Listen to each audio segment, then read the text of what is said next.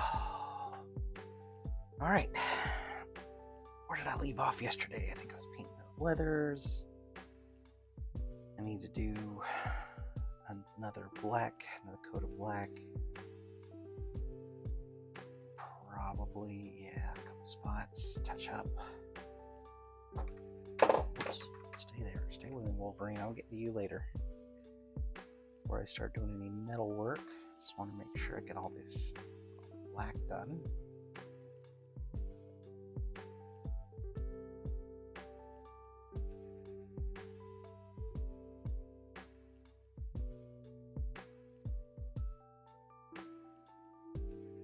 I don't think I'm in focus.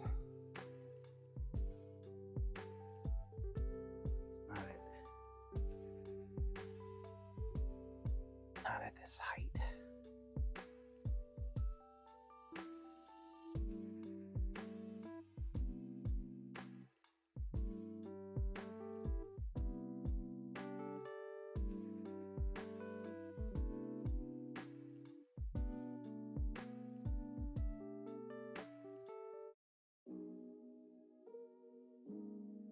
Seems to be all right. Better focus. Cool. I've got like some metal flake in my rinse water or in my brush or in the paint. I keep seeing these little shiny spots. Little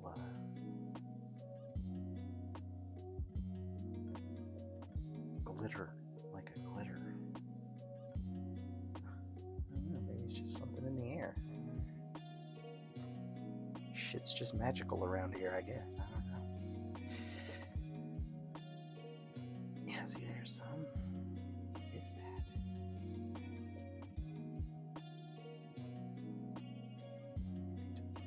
I gotta give the black a seal before I do the washes. I need to paint his gun hands and the gun. And actually, for these, I think I'm just going to go all gloss. Yeah, I think this will be all gloss black. Now, are his fingertips, are they red or black?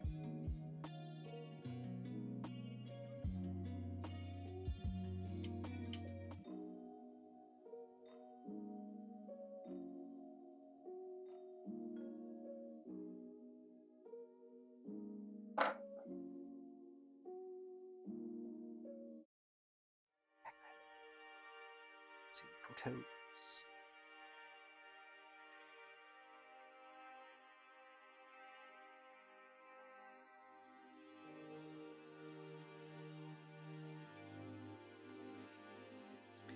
His gloves are fully black.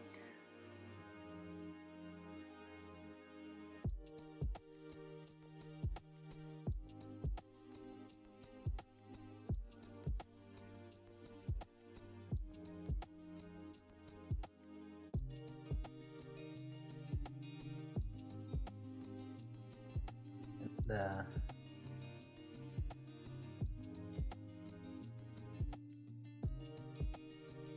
metal across his hands is like a tarnished. It's just a dirty gold.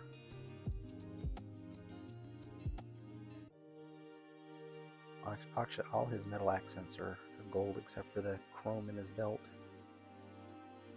Still don't know how I'm gonna do these guns. I think I might try this Green Stuff World Gold that I have. The thing with that is, like, you can't really brush it on. You kind of have to just flood it. But in this particular instance, I think that might work out okay.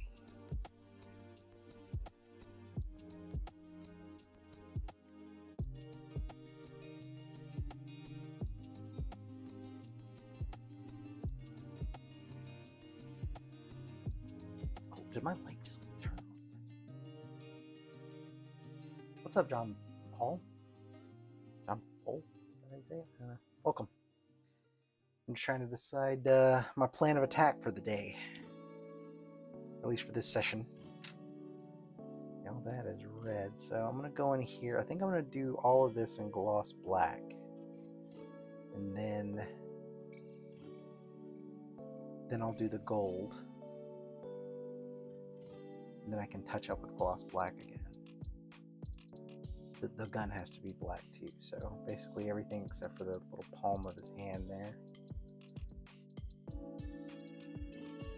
So let's start with that.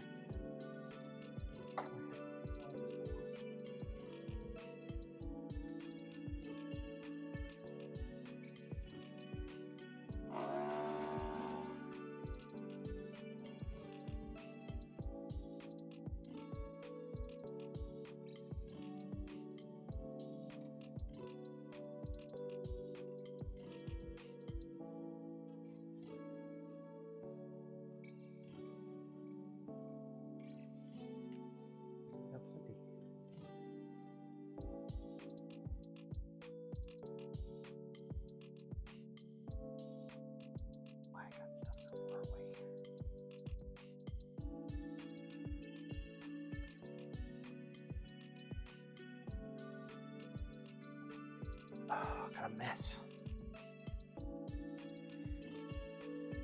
Got a mess. Alright.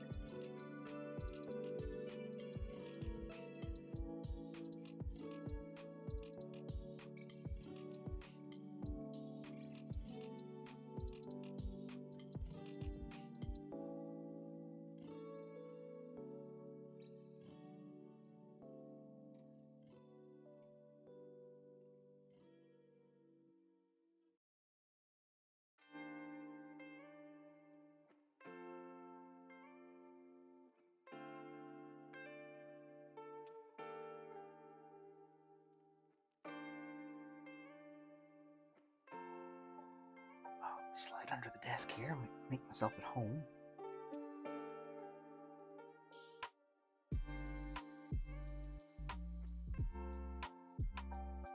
Light over here.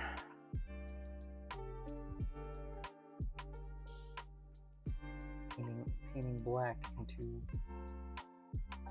dark recesses is you gotta get some light down in there.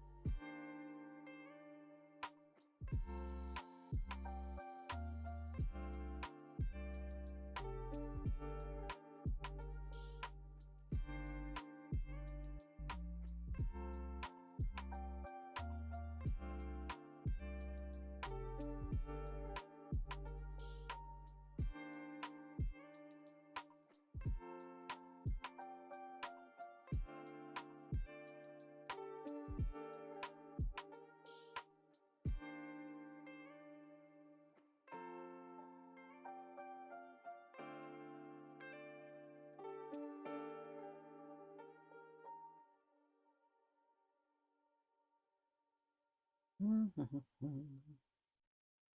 so happy I took the day off work today. Just a couple errands run this morning. Had to go get the truck maintenance done. I did that. Grabbed a few things. Had a nice lunch. And now I get to spend the rest of my afternoon painting.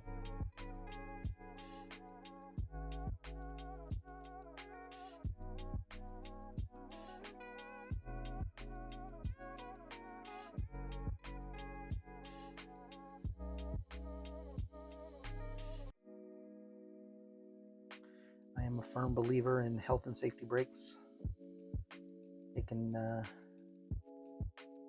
Taking days off to just relax and do what you gotta do what you need to do. All the extra stuff that you're during the work week you don't get a chance to do just because there's never enough time. And every other week I schedule myself a 3-day weekend, and not only is it good for my mental morale just to kind of keep myself going, it's a nice surprise when I forget about it, and then it gives me something to look forward to at the same time.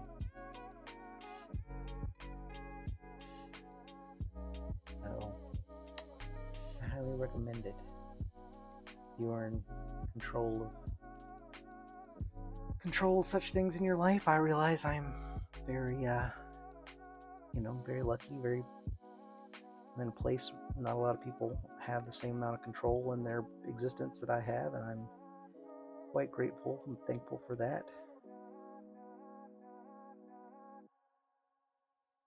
But I see so many of my colleagues and people not taking advantage of the situations that they have. And I'm like, why aren't you use your PTO time for just no reason? They give it to you, you should use it. You don't get points at the end for not using your PTO. I'm old and bitter now, so I understand. I'm just an employee number to them. They don't care. Nobody cares. Nobody's paying attention as long as you're not abusing it.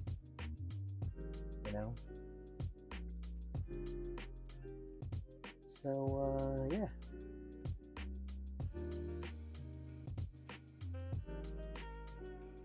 Just enjoying my day.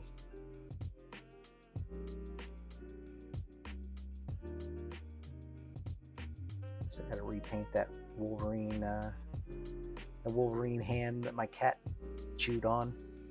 I've got a primed Wolverine arm, but I gotta go repaint it. My cat decided to take a chunk out of Wolvie's claw, and I thought about trying to repair it, but that's one of those parts that's high visibility, and people are going to be paying attention to it, especially because I plan on using my Revell Chrome for the claw parts, so I want them to be flawless, or at least as smooth as I can make them.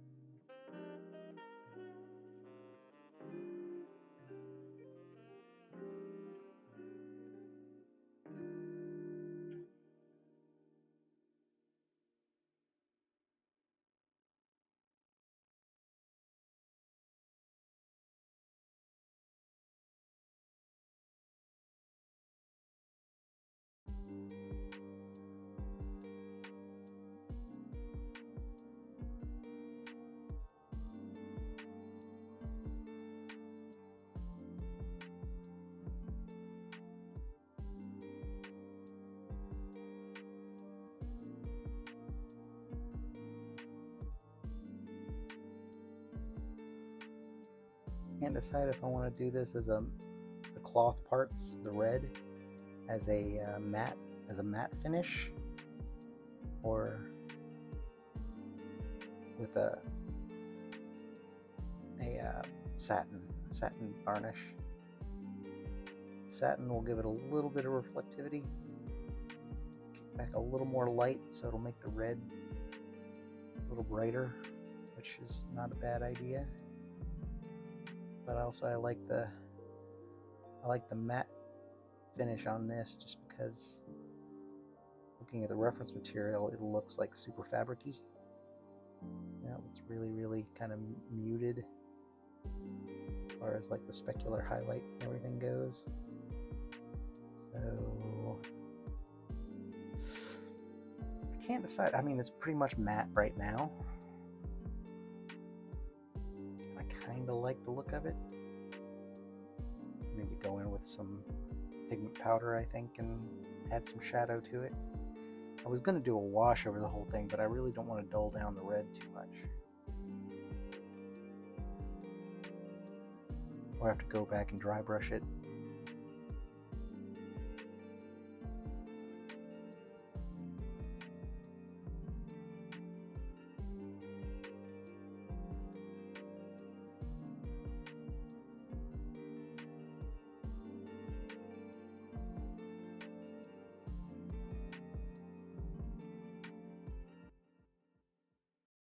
Oh, wash will really bring out some of that texture.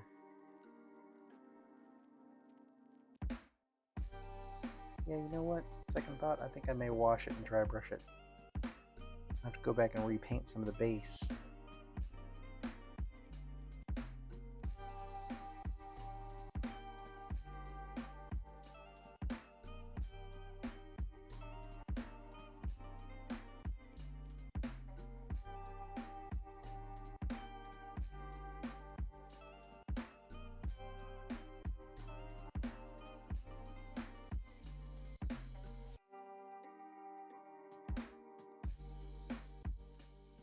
Either that or I could just airbrush in some shadow.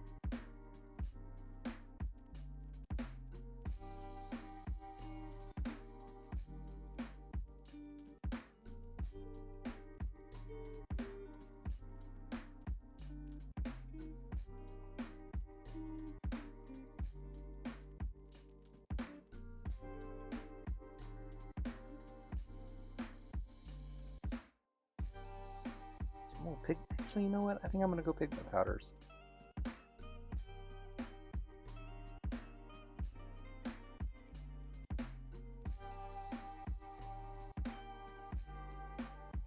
I kind of want to keep because I want to keep the brightness of the red, and the wash will definitely bring out some of the little details in the texture. Then I have to go back in and dry brush, bring the red brightness back up, and I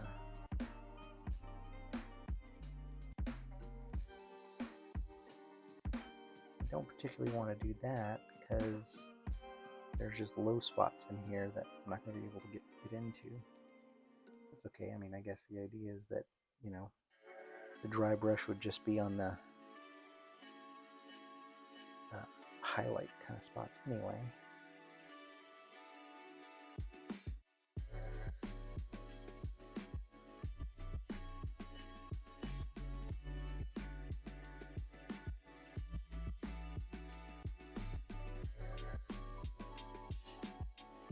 So I think the approach to these guns is going to be to do the Green Stuff World gold first, after the black, I mean. Because I kind of have to like drench it, apparently. I was watching some people use it. They're designed for like small parts to be basically just doused, just dipped in it almost. You can't really brush it. Like, I mean, you use a brush to apply it, obviously, but you can't really brush strokes with it. You know what I mean? Like, you just kind of you have to just kind of flood the whole thing, and it's kind of has to all be wet all at the same time. And then when it dries, it ends up with a nice mirror, nice bright mirror chrome, or gold chrome in this case. So it'll have more of a gold plate effect.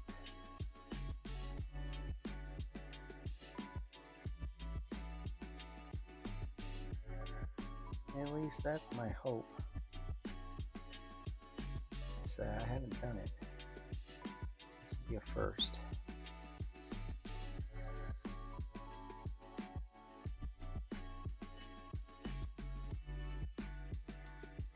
But if it works, it will look super cool. If it doesn't work, well, then I learned something.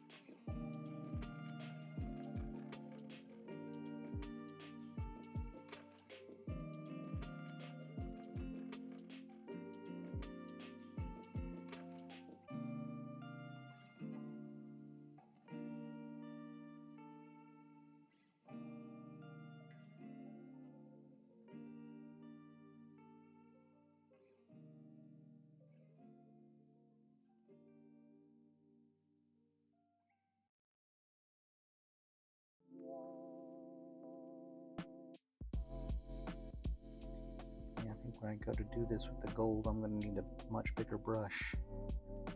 And I can just slap it on.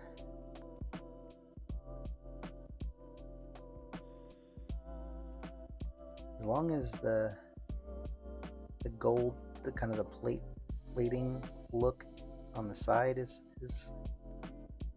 consistent. The other sides, the other angles, I can do a single pass.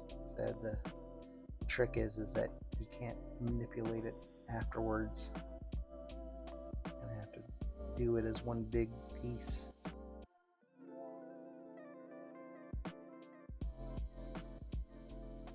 Just gonna make it a little bit weird.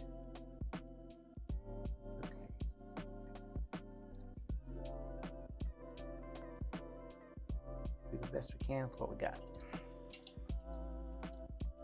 Alright, I go check my messages. I just heard one. Right back.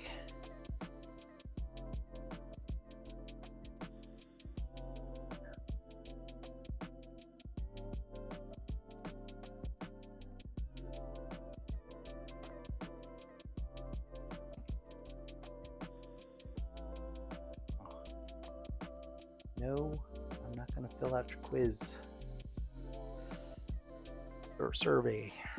A quiz. Excuse me.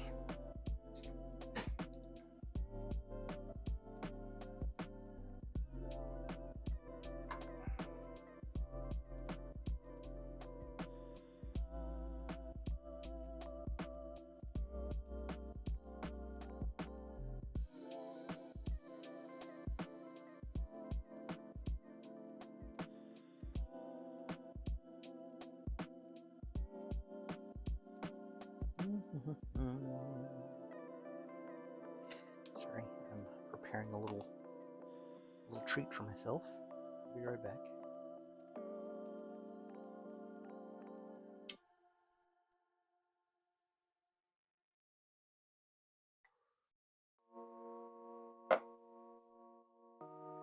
All right.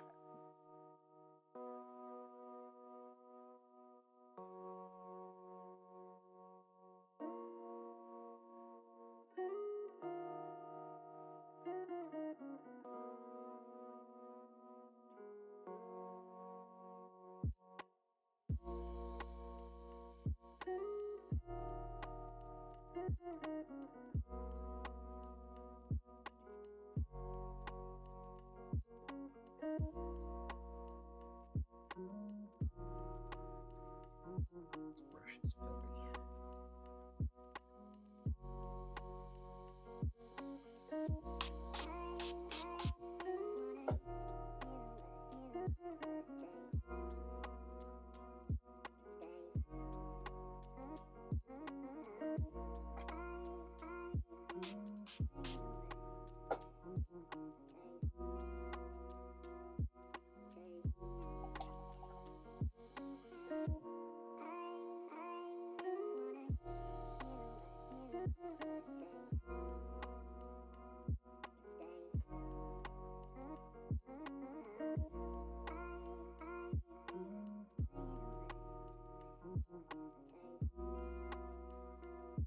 This brush might be done. Bristles get too floppy, too soggy, too fast. What's up, Bean?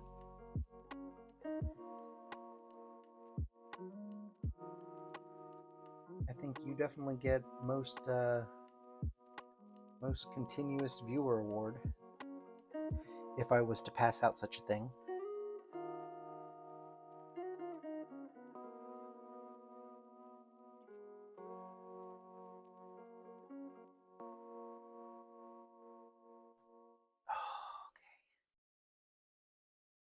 Slide up under my desk, make myself at home, act like I live here.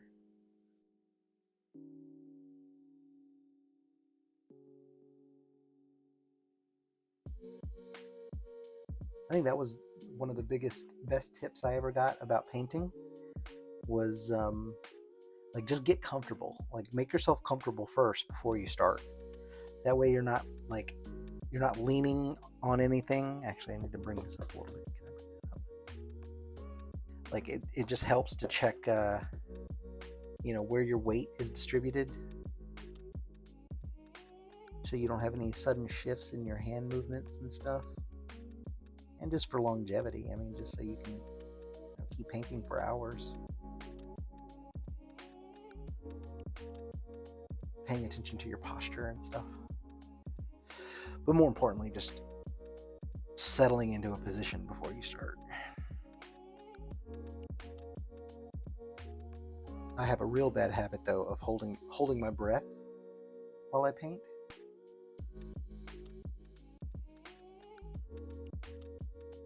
Oh, how about a painted model? I see what you're trying to do. Eventually, I am going to get to the point where I've got no more room in my house, and I am going to have to come up with something in order to, keep producing these things, which I do plan on doing because I enjoy it.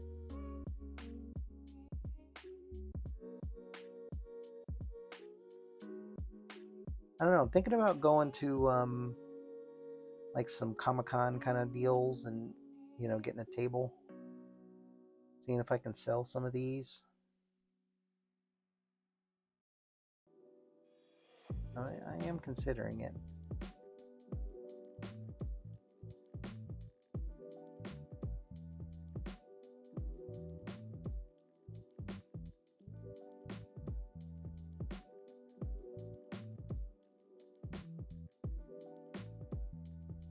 I just wonder if it would be.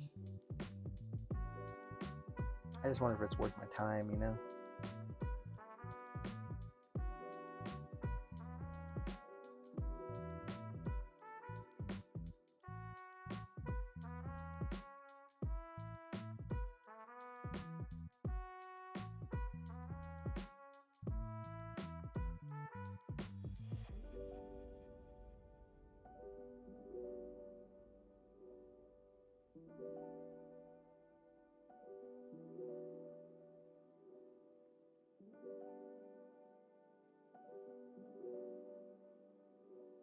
I like this brush. It's a little stiffer. What is it called? A Princeton Art and Brush Co. I may invest. I may see about if I can find these. I'm not a. Yeah, that's what I was thinking. The tables at Comic Con and that kind of stuff. Like, I think they are pretty pricey. So maybe I'll start off, something more something smaller, more local. I don't know. I haven't really done any exploration into it. I'm just talking out loud right now, but that is something I think I could see myself doing.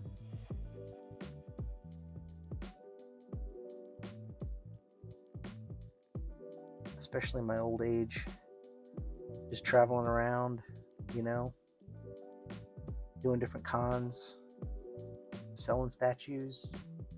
That'd be pretty dope.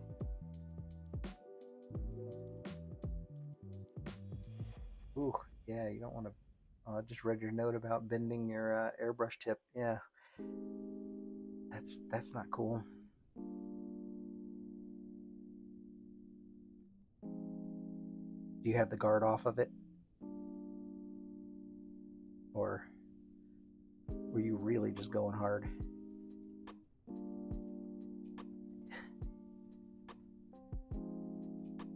I baby my airbrush. I'm not gonna lie. Ever since I got that Harder and Steenbeck airbrush, I do a monthly breakdown. I take it all apart, put all the parts in cleaner, and give everything a nice swab and scrub and inspection. I'm much better of an airbrush owner when I upgraded. Because when you pay that kind of money for an airbrush, you want to take care of it. Oh, I don't know if I told you guys or not. I have a waterfall airbrush box coming. It's on a slow boat from China right now. It's a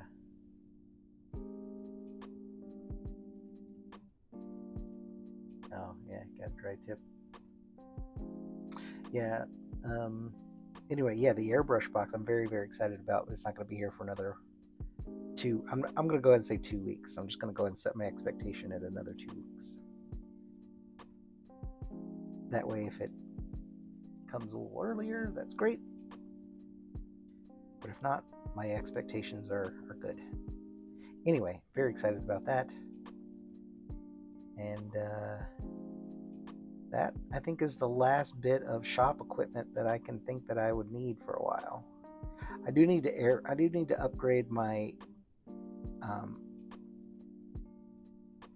my light, my UV light curing situation, my UV box situation.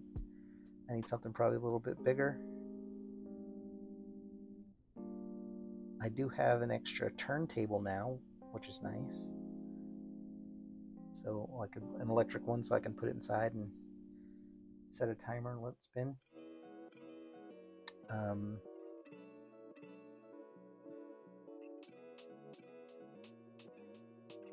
I need that. I'll probably DIY. That I can build pretty easily, but that'll come once I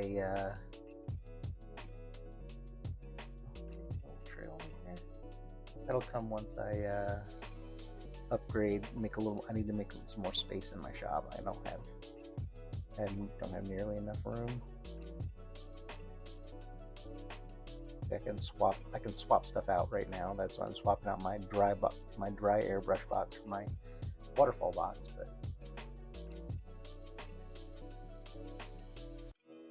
yeah, mine was good for a while. I think the fan is fine. I think it's just getting gunked up with stuff. It just doesn't seem to be pulling, evacuating, exhausting the same amount of air or paint flow that it used to. The dry filters just fill up too quick. With the water curtain, it flows into a filter itself, and then there's another additional air filter in it. Oh, there's a hair.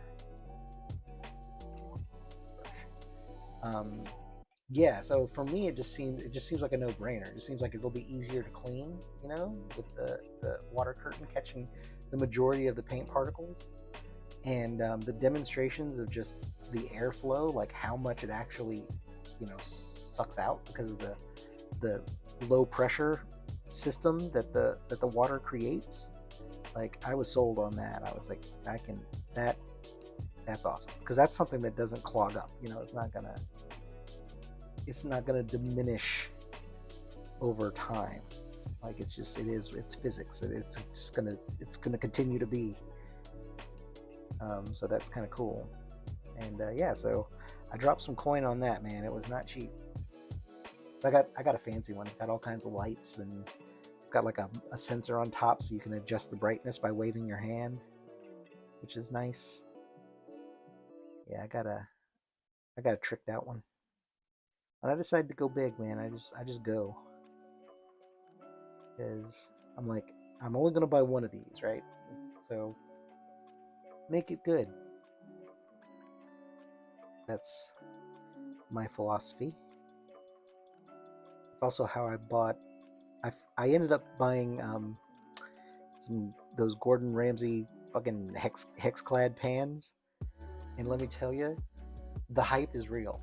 Like, I'm not endorsed by hex-clad at all, but man, they cook like it's unreal how much better they are than any other pan that I've ever cooked with.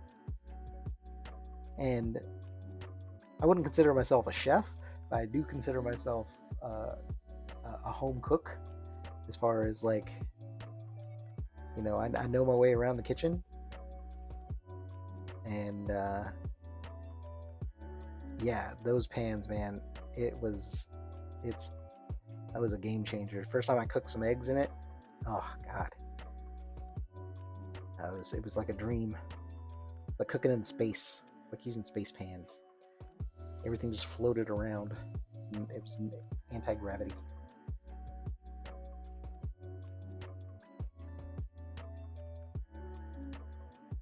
I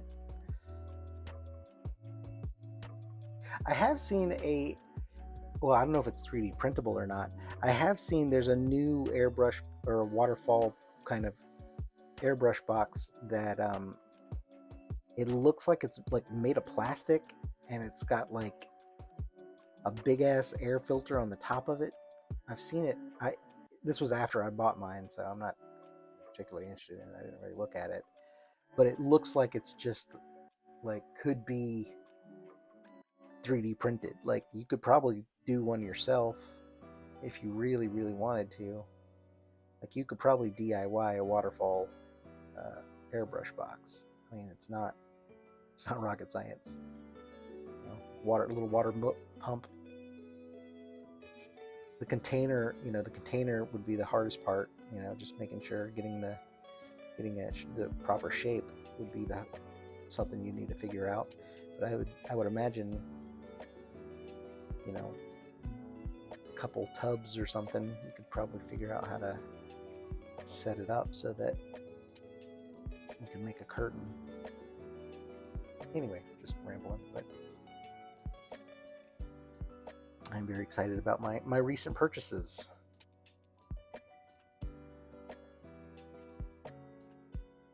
And oh yeah, those Hexclad pans, you know that they have a lifetime warranty, so if they ever get messed up, got a replacement. That's what I mean, that was another selling point as far as like you're dropping that kind of coin, you know, like you want it to be quality, you know, you don't want to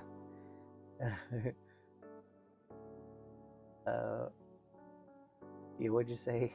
Buy once, cry once. I like that. I've never heard that expression, but I like it.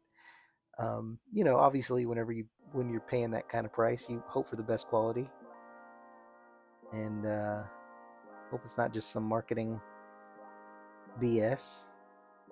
But I will tell you from experience, with my whole chest, if you are needing pans and you have the means, the Hexclad pans are awesome.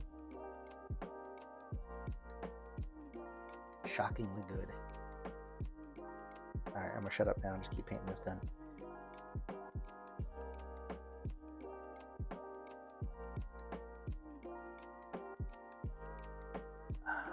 There's so many spots. Yeah, this is gonna be a little difficult to do that gold. To do it with a big glob. But I think if I start from the top, from the front, and work my way back, I think it'll probably be alright. Like I said, as long as I get the sides, then the plating will look good. I can do each side individually all the way around. It just has to look, you know, continuous. And I think the way the gold settles, the way the flake settles, give it that mirror look, it just has to be super wet.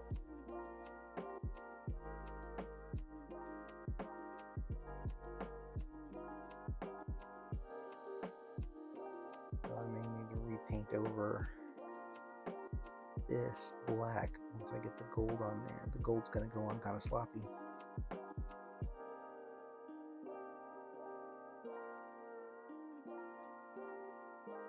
It's okay. Relatively easy to keep control of.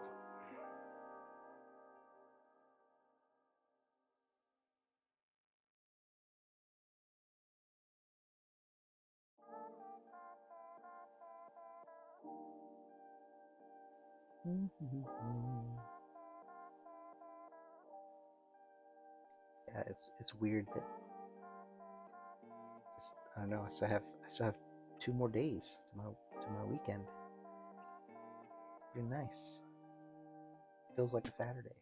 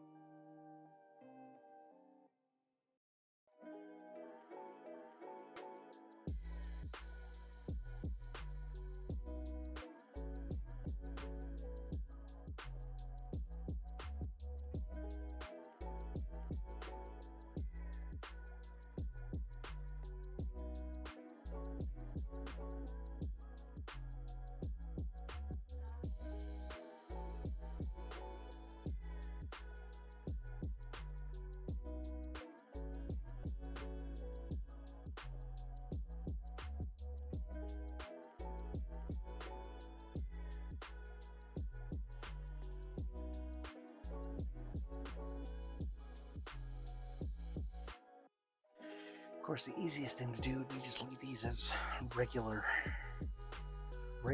guns, but that's no fun. I want them to be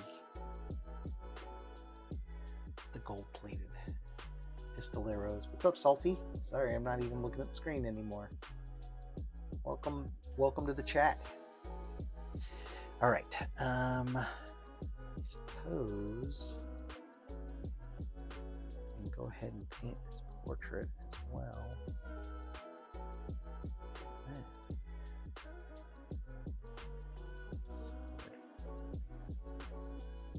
All right. Yeah, let's go ahead and get that in. And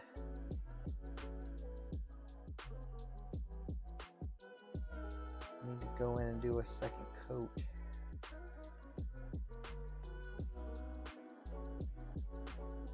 On some of the other parts.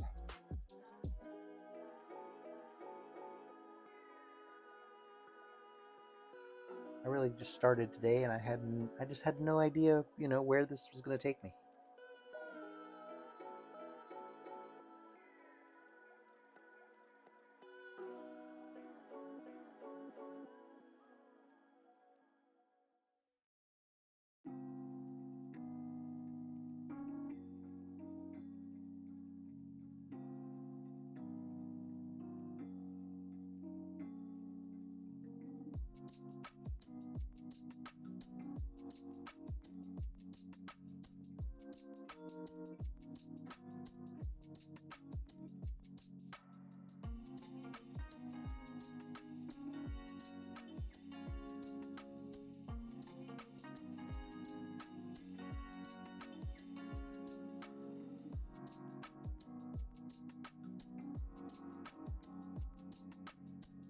Have to paint pupils on this job.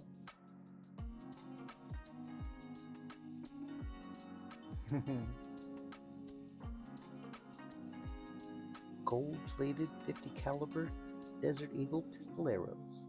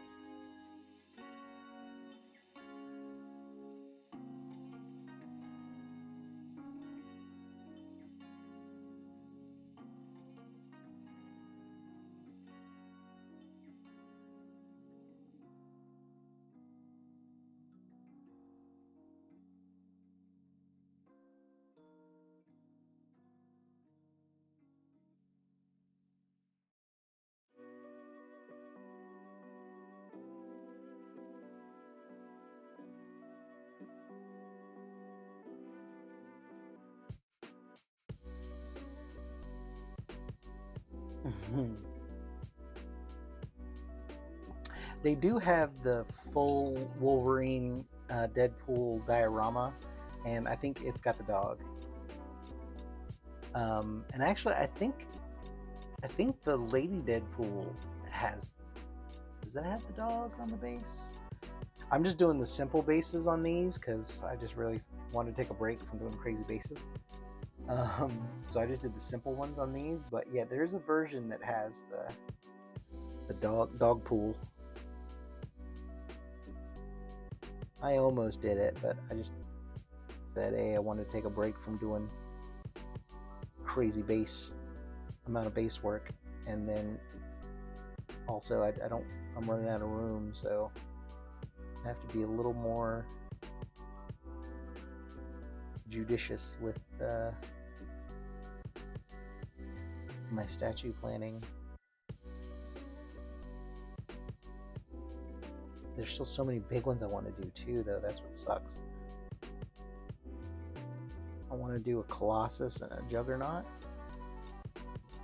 but you can't do Colossus and Juggernaut and not have them be big. That's their whole jam. That's their deal. They're big deals.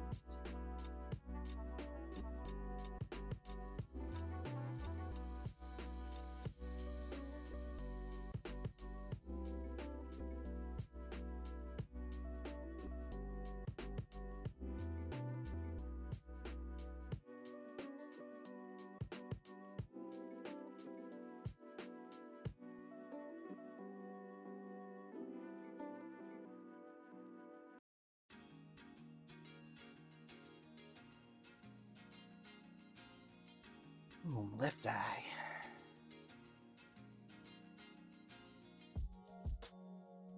Yeah, I don't know. Somebody smarter than me could probably take their model and into like Blender or something, break it off and enlarge it, and make a statue.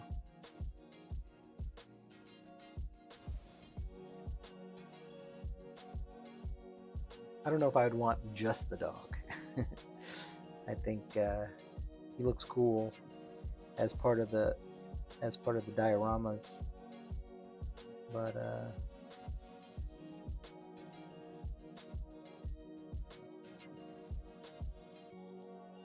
I don't know if I would want a big, like a 1/6 scale, ugly ass Deadpool looking at my face all the time.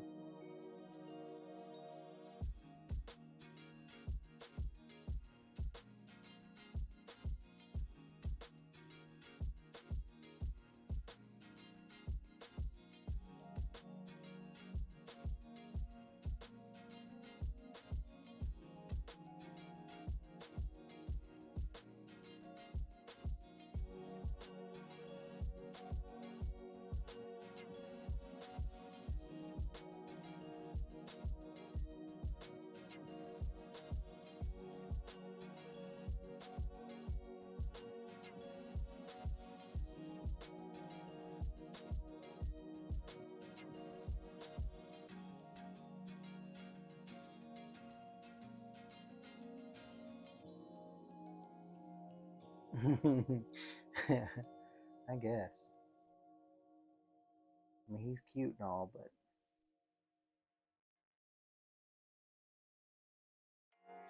you live your life. You want a big old dog pool? You go get yourself a big old dog pool.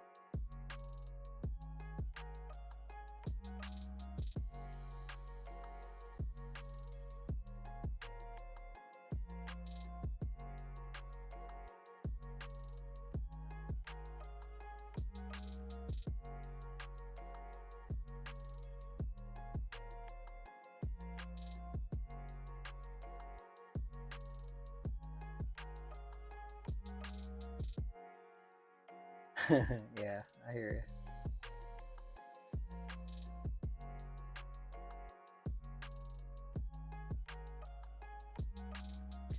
Gotta concentrate on these edges here.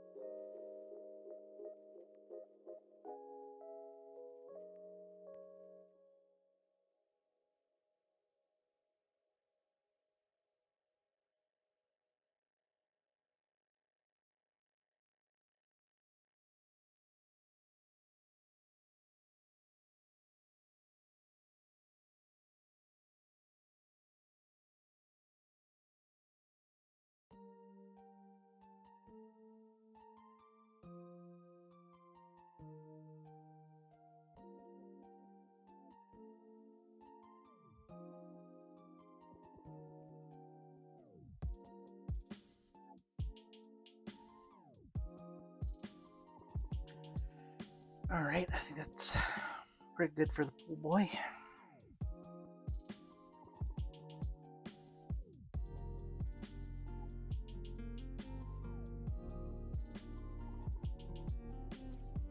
Now I'm going back to trying to decide if I want to give this a wash so that all these little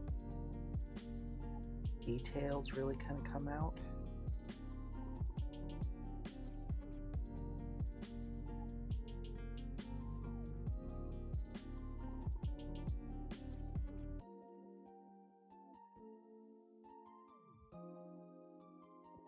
Or do I just want to go in with some pigment powder and hit some of these shadows? I think I'm just going to hit some of the shadows.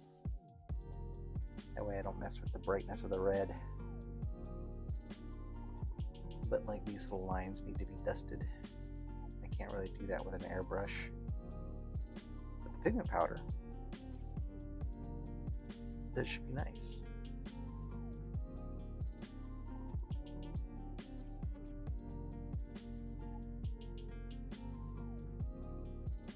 Either that or just wash. I could just go in there with a little bit of wash.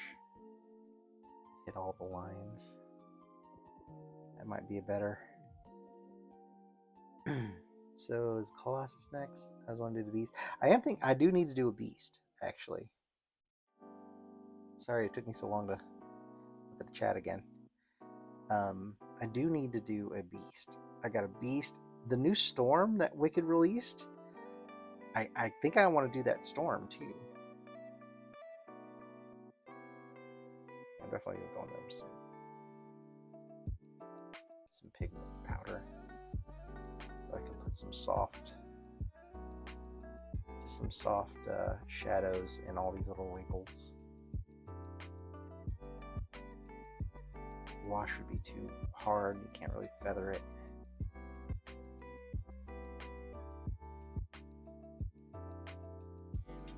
I'll just hit pigment powder instead of all these little foods. Alright, that's cool.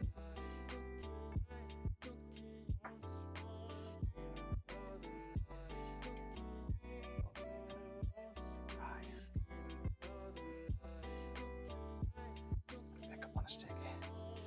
Yeah, the new Storm is really good. I was actually on the fence between did I want to do the new Storm or the old Storm. They have a previous one too, where she's got her white costume, her white outfit, and I mean it's pretty good too. A split.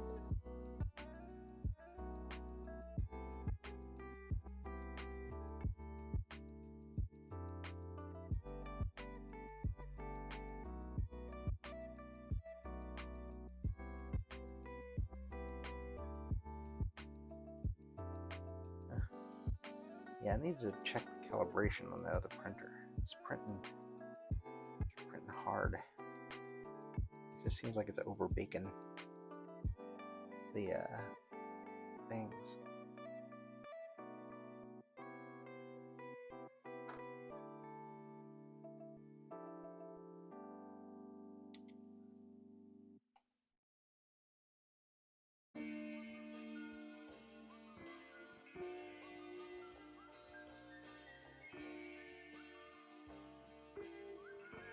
Oh, it's that industrial hot glue from when I was doing that Zenithal highlight.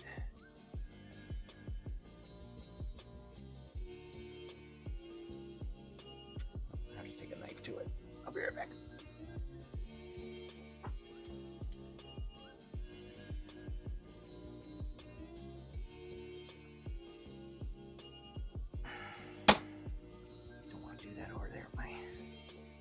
Paint desk. Last thing I need are little bits of debris everywhere.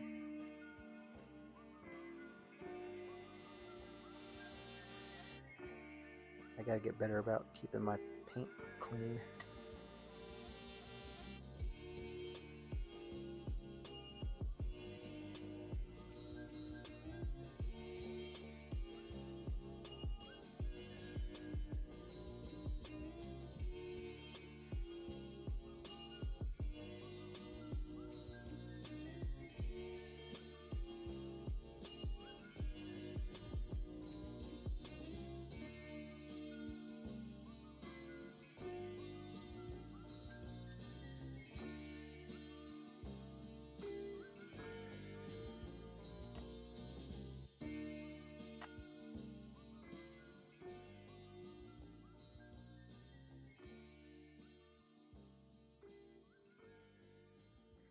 hard to tell if I got it all because it's transparent. I can't really tell if I got it until I scratch it and see if it moves. That.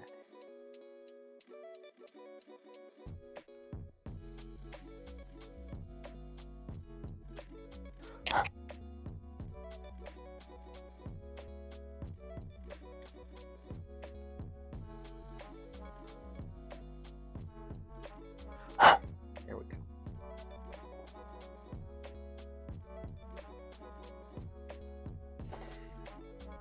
All right. Right on, Salty. I hope you find something to get into. Welcome back.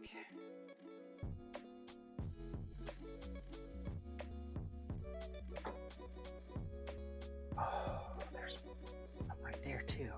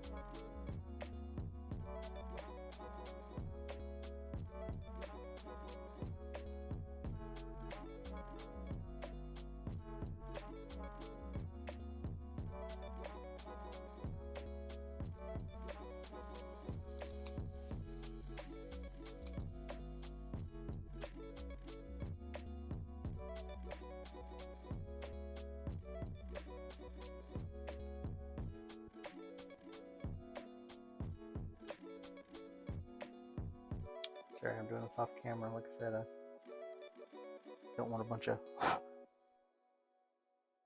debris in my paint. And if I do it over at my paint desk, inevitably that is what will happen.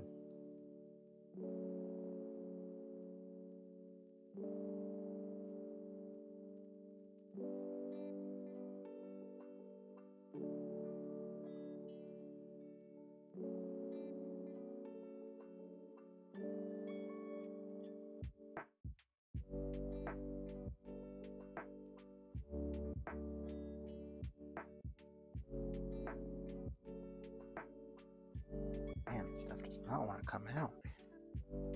Usually it just pops right off.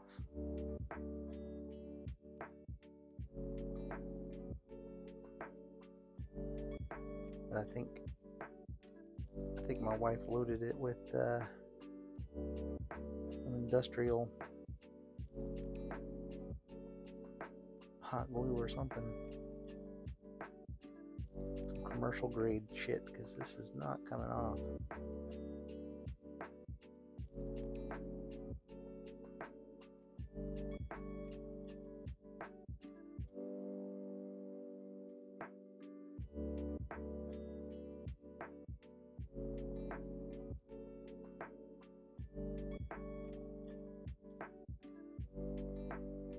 I didn't go too crazy with it, but still. Didn't think I did.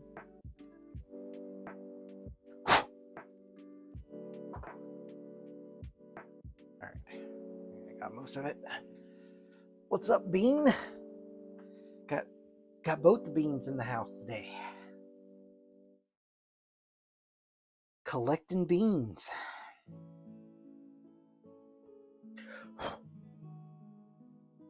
It's going. Sorry, I was just off camera. I had to, there was some hot glue still remaining in this little connection here. Now I think the key is bottoming out. I'll go trim that off.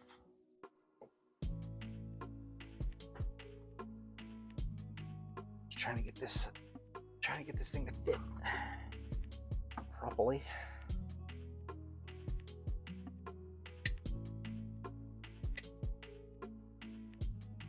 I already sanded it down a little bit.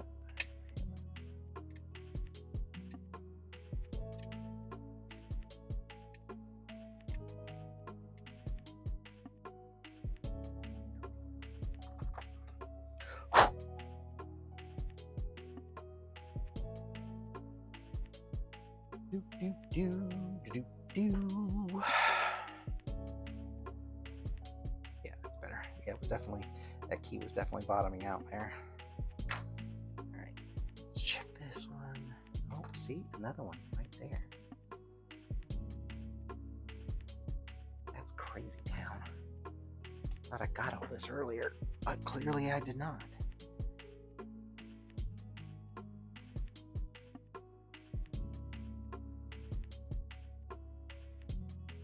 At least this chunk is easier to get to.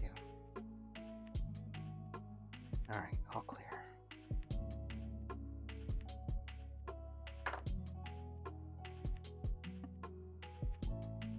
Whoa! Stay with me, rolly chair. Yeah, that one's fine.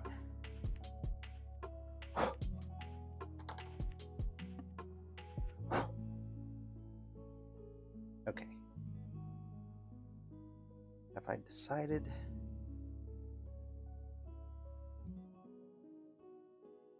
On what I was gonna do?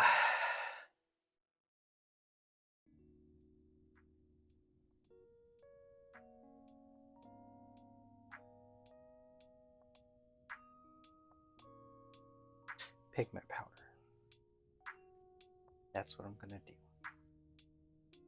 A way to get these little details without saturating the red.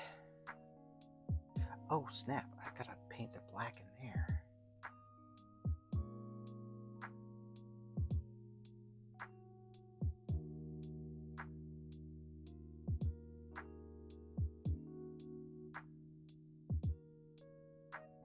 I'm gonna go back and satin varnish all this anyway.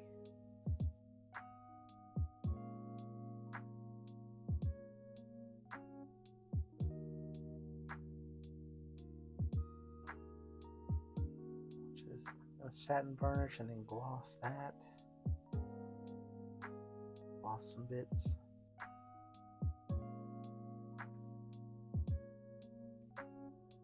All right.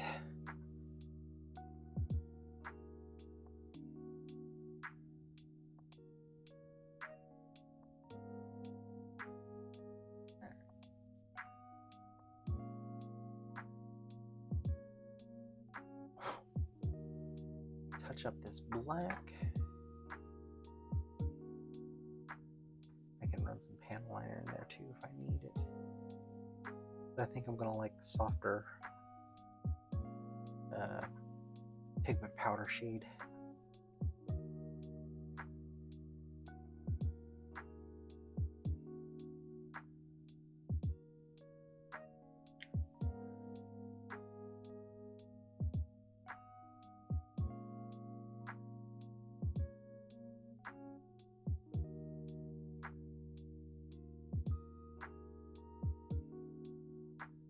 Easy.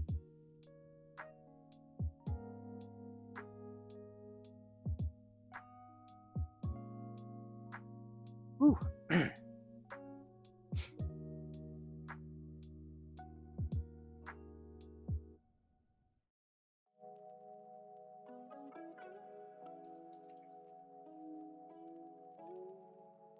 Oh yeah, I forgot about his other little guns.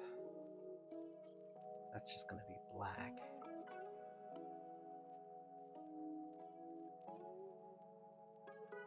I want that to be gloss.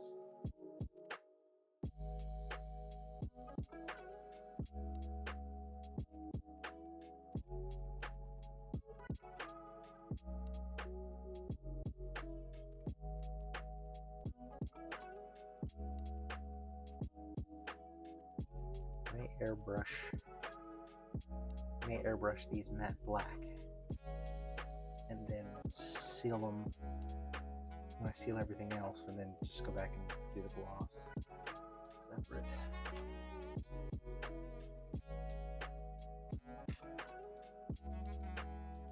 About this needs to be sprayed in a gloss black.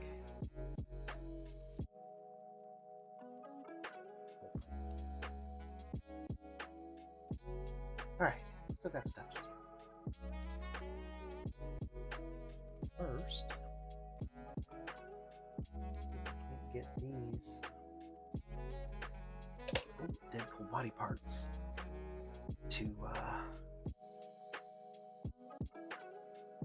a point where I can get them varnished.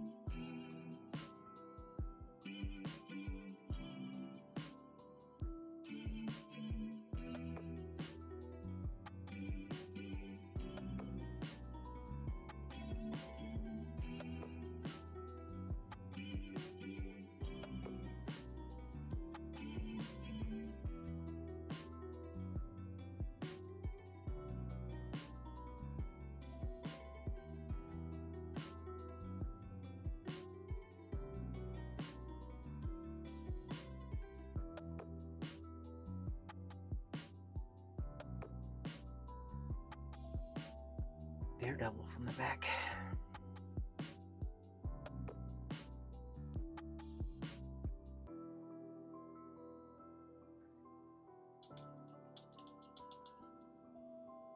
Give these bigger spots a touch up.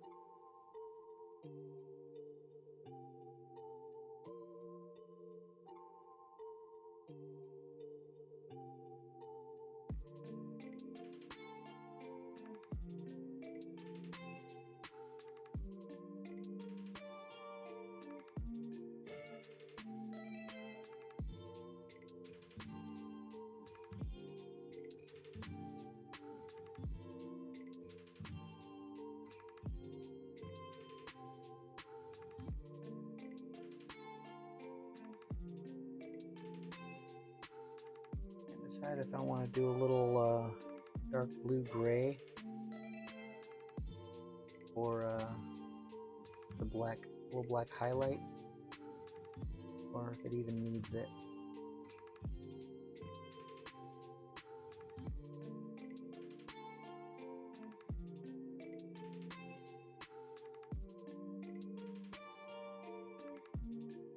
I'm not doing like a heavy weathering on this one. I want to keep it kind of clean, a little bit clean. It may not be necessary.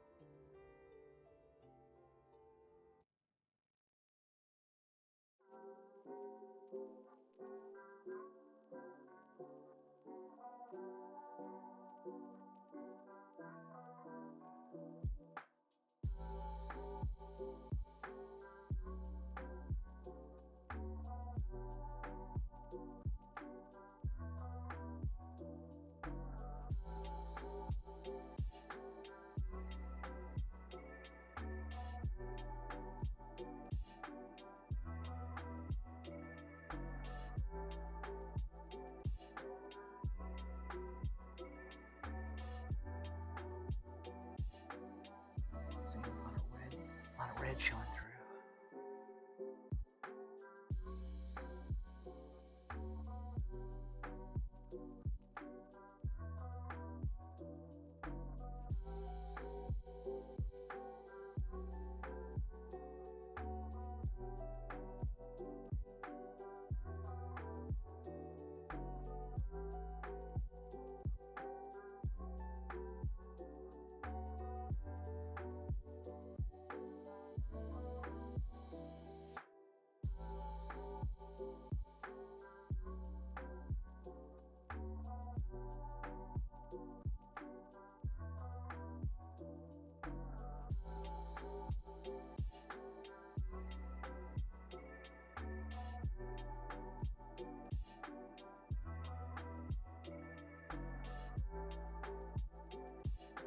Yeah, I never really actually realized how daredevil-y this suit is.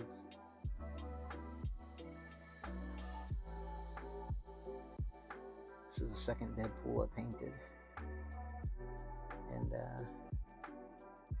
there's some variants in the costume for sure.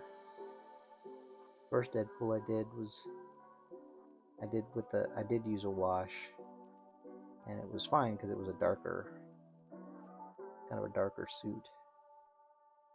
But this suit in particular is a brighter red. That's why I think I want to change up the technique a little bit.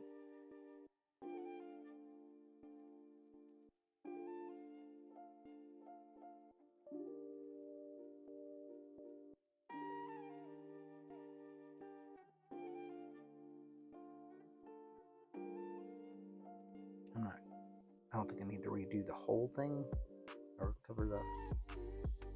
do a second coat on the whole, every piece of black here.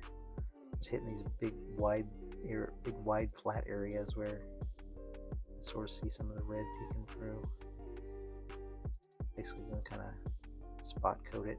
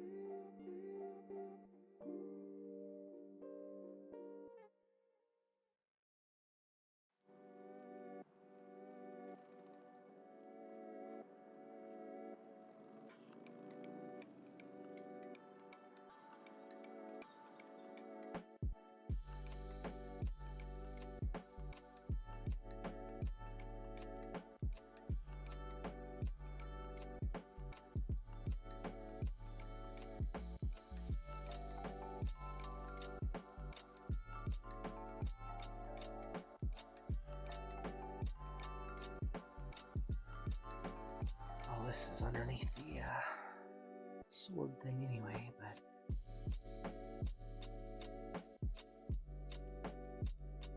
my ADHD won't let me not paint this, so I'm gonna paint it all.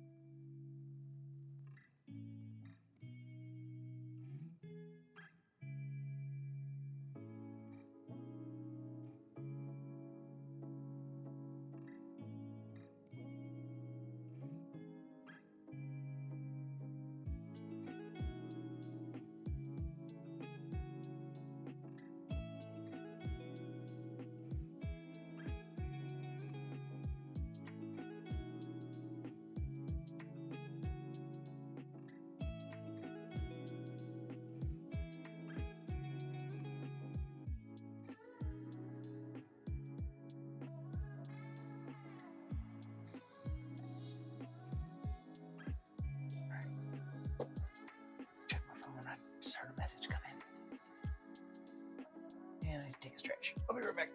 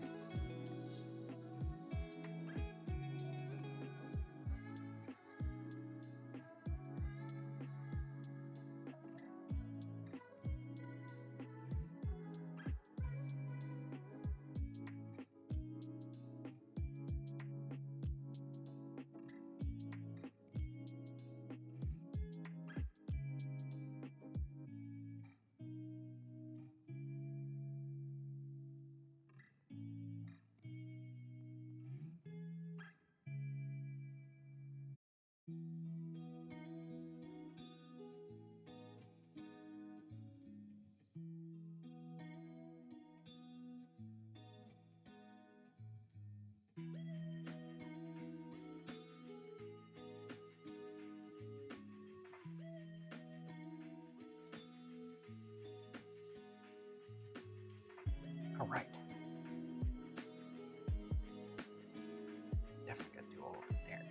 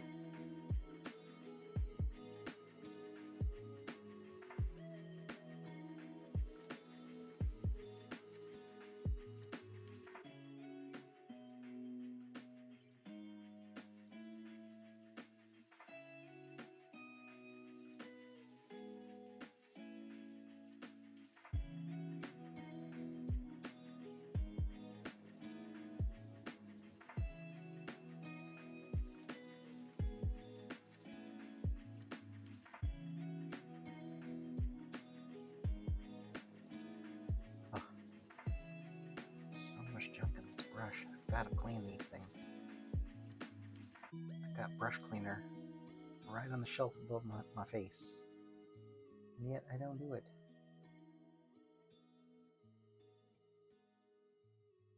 I know good and damn well I'll have a much better time if I did.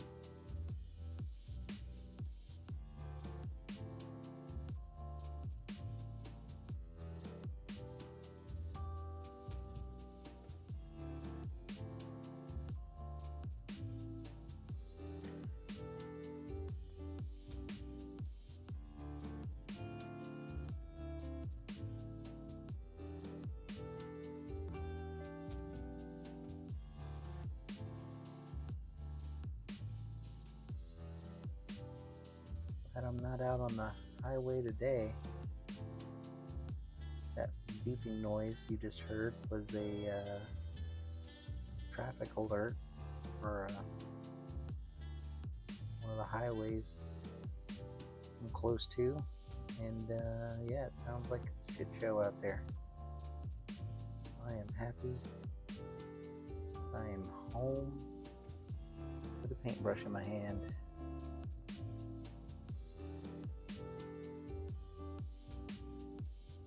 And a tiny Deadpool paint.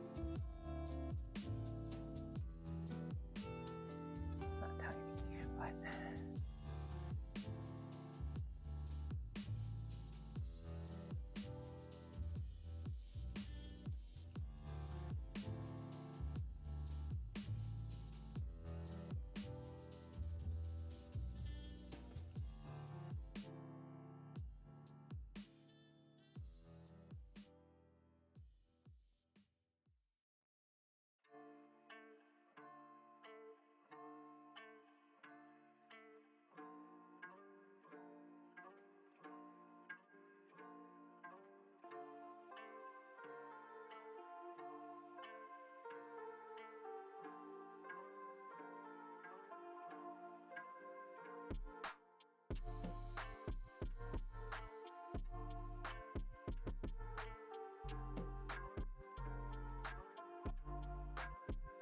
oh,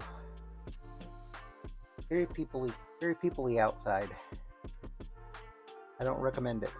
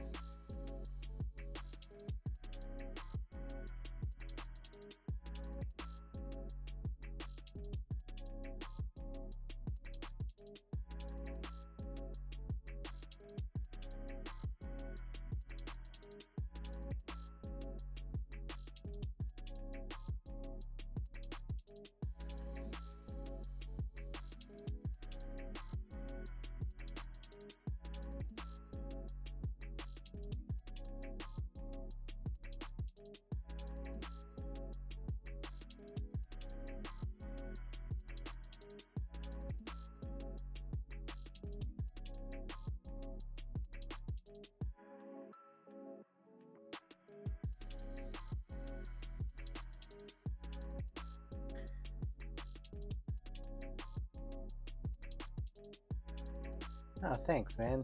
Yeah, I mean, well, I'm gonna go. I'm not done with it yet. I'm gonna go in with some pigment powder in around all the lines with a really, really small brush,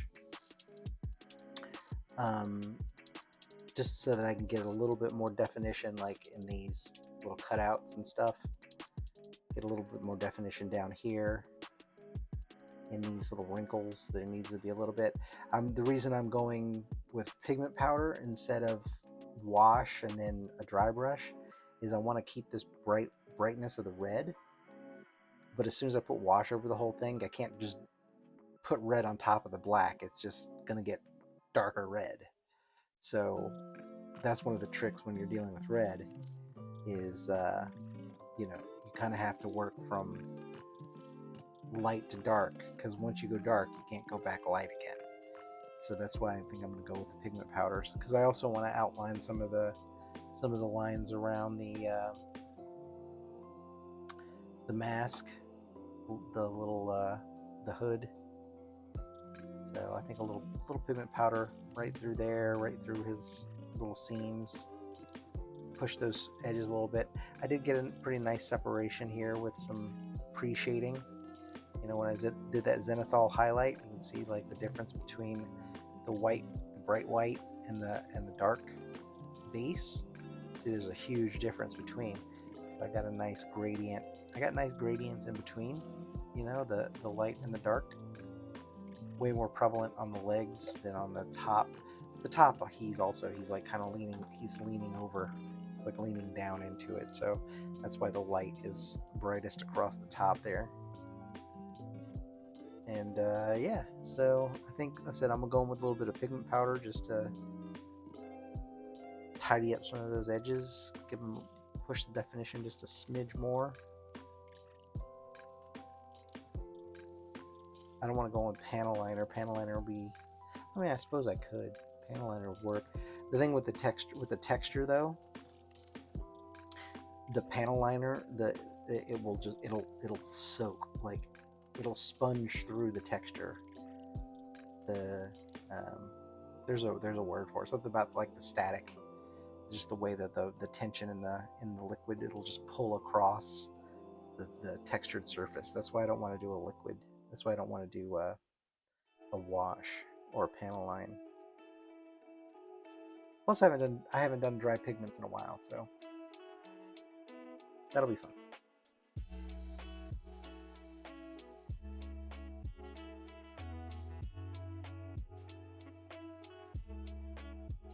I could use a highlight color on this black though, because it's, I don't know, it's starting to feel a little flat. But then again, it's weird because that's kind of what the more I look at his costume, the more I look at the reference material, like it's almost like it was designed, like it was made to look kind of flat. So, but at the same time, I'm painting it so I can exaggerate it a little bit, kind of push for light and shadow. I just don't know if I want to do it or not, or if it's gonna either I'm not gonna push it hard enough and I'm just wasting my time, or it's it's going to stick out like a sore thumb and look like poop. And I think that the juice is not worth the squeeze in that particular instance. So I think I'm just going to leave the black low lights alone. I'll let the varnishes handle the highlights.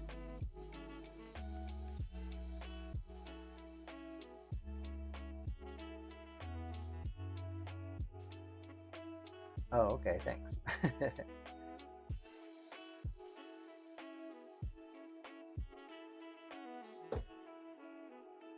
Yeah, I think I'm still dialing it in a little bit too. Like my M3 is printing a little too crisp, but I think it's because they changed the chemical formula of the plant resin that I use. It's like 2.0, and supposedly it's made for like high-speed printers, which my M7 is a high-speed printer and it prints great. But when I use the same resin, I think that's where this crack came from, right through here. Part of me wants to fix it, but then it's kind of in the back and behind. It's going to be kind of behind these rocks here, so I'm not super worried about. Yeah, it's like you can't even really see it. It's behind these rocks, so we're gonna let it ride. But yeah, my M3 is like overcooking my layers, so I gotta look into that in my next print job.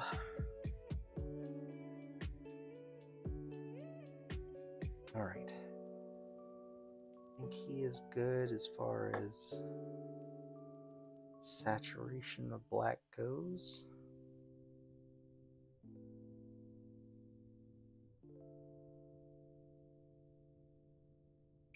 So he's ready. Those are ready to go to varnish.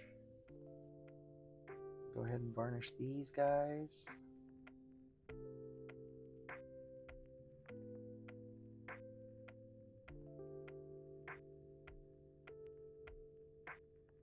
Well, actually, I'm going to wait. I'm going to do the gold and then black goes out again. So I'm going to wait on those. These.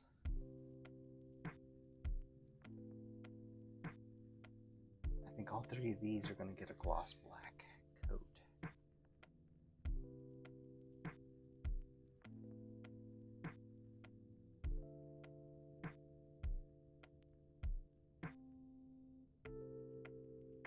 Oh, hold on. Yeah, because these are metal. So yeah, these are all going to be all gloss. We're going to gloss black these. Oh, I'm going to cough again.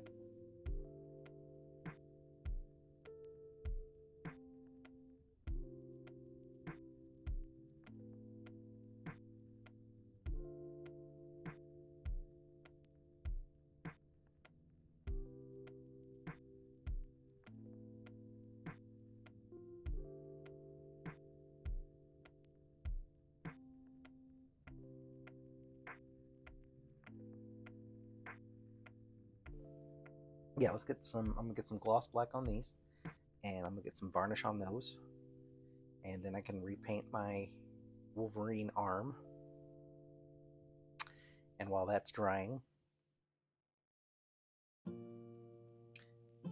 can move on to some other stuff. I don't know. Shouldn't plan that far ahead.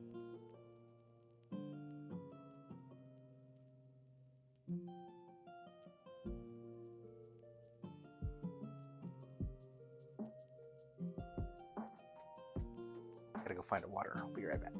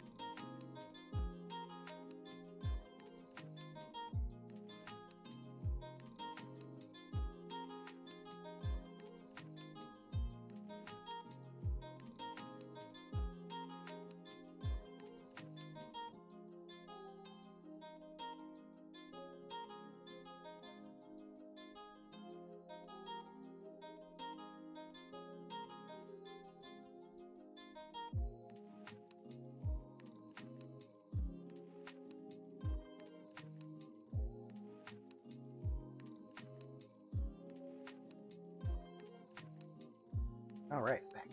Let's let's fire up the airbrush. Get it primed.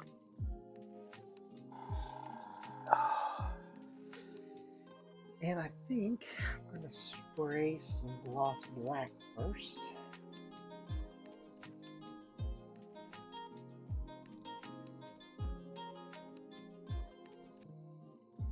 So we're going to go in here with some gloss black from Vallejo.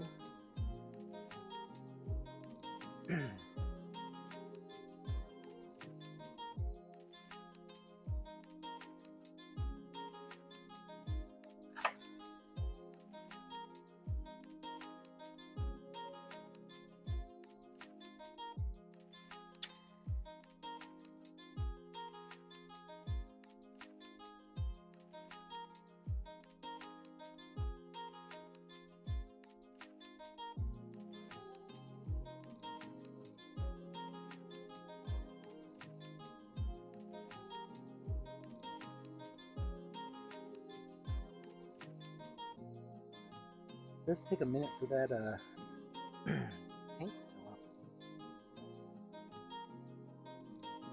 I'm a water bottle.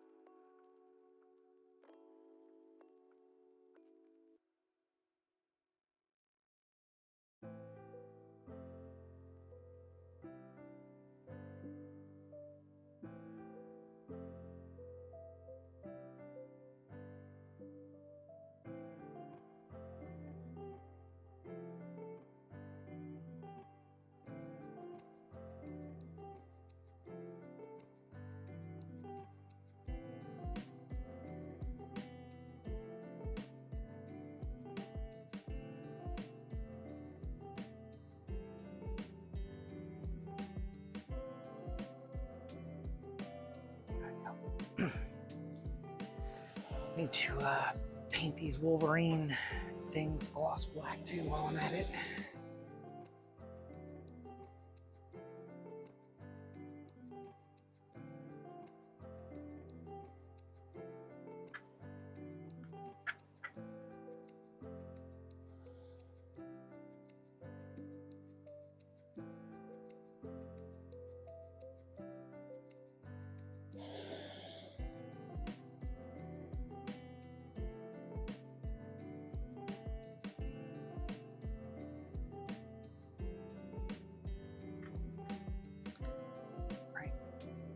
Bottle's empty. Thank you for your service.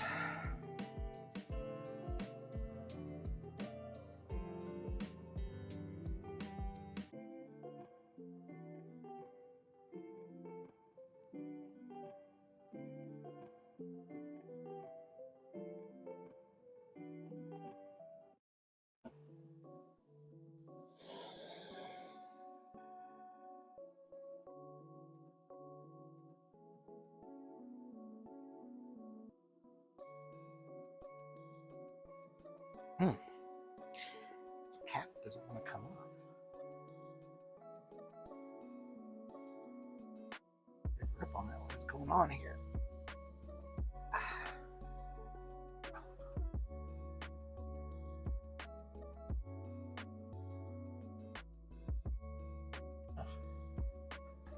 That's funny. Get some pliers.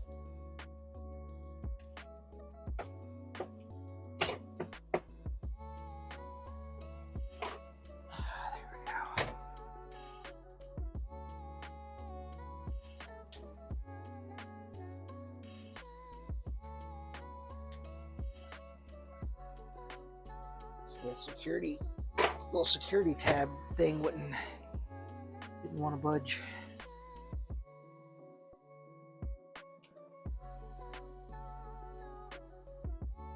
Nope. The new Vallejo squeeze bottles. They it's a very soft plastic. I guess it makes it easier for squeezing. But when you're trying to get the cap off and the bottle's collapsing under your hands, like I felt like the bottle was gonna blow up before I got the top off. So I had to go get the pliers.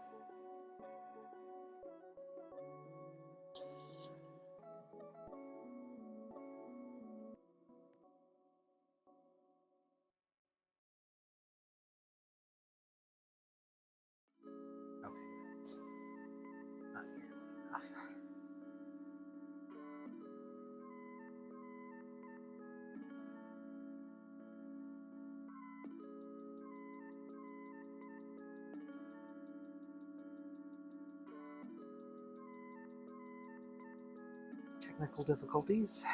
One moment, please.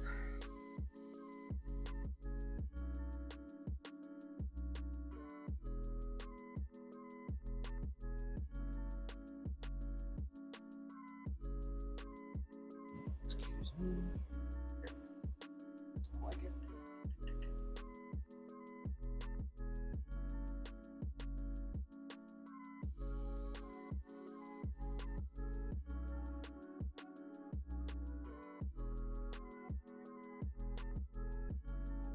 All right, needle, it's clean. Now I'm back in business. Yeah, I just wanted to get these. These are going to be all metal, so I'll have a little bit of a glossy base to start with.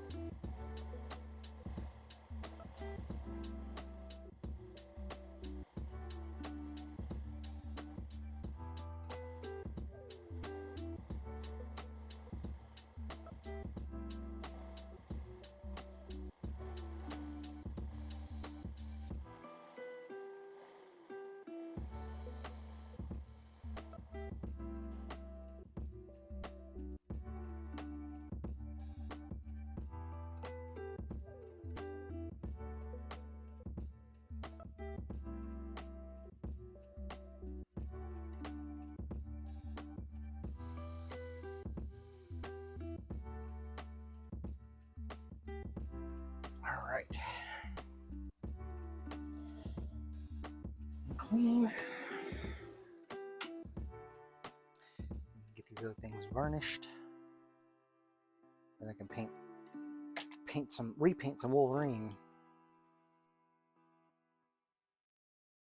Still kind of mad at my cat for doing that.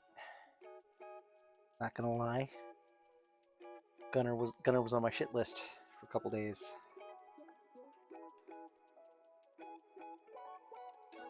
He didn't mean to, he was just being curious. It was my fault. I turned my back when I shouldn't have. I was in the middle of a meeting and I letting him run around my office unsupervised, and he made his way to my paint desk and took a little chomp out of my Wolverine.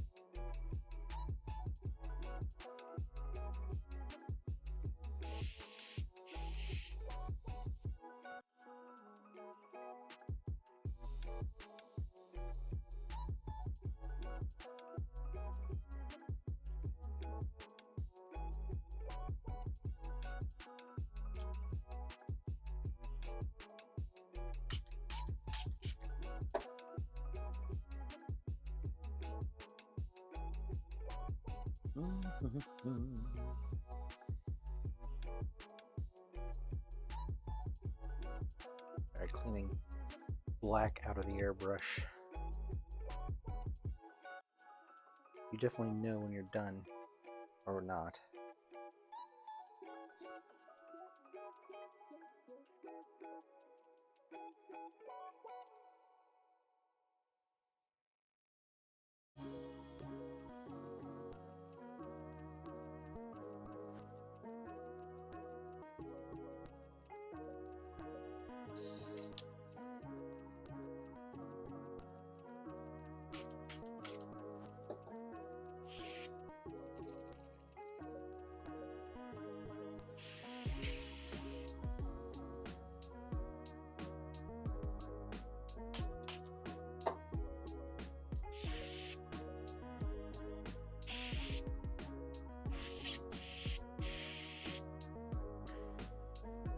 Alrighty, I believe we are clean. Water rinse.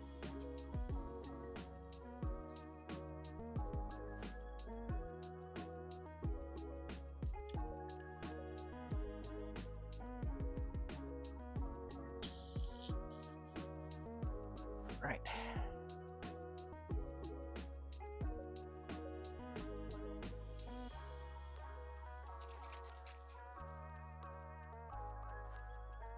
Seal this with some RE Painter satin varnish. Satin's my go-to. I just like that it picks up, you know, it'll send back a moderate amount of light. It's good for rocks and things like that. If you need to go glossier above that, gloss still stands out. The matte still stands out against it. It's just it's a good all-around mid varnish, depending upon what materials you're dealing with, of course.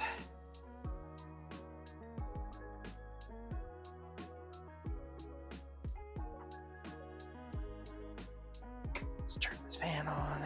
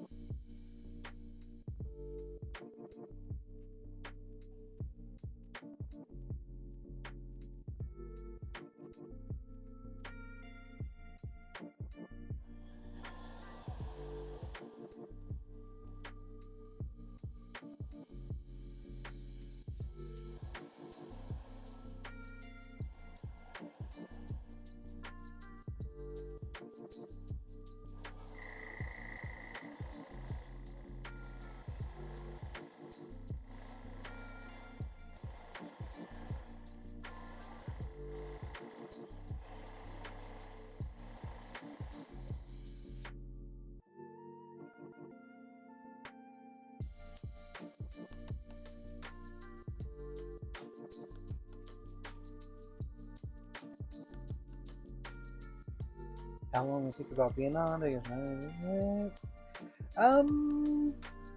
see, it's 3 o'clock. Been on for a couple hours. I don't know, probably another two and a half, something like that. I feel like a 4 hour stream is probably pretty good.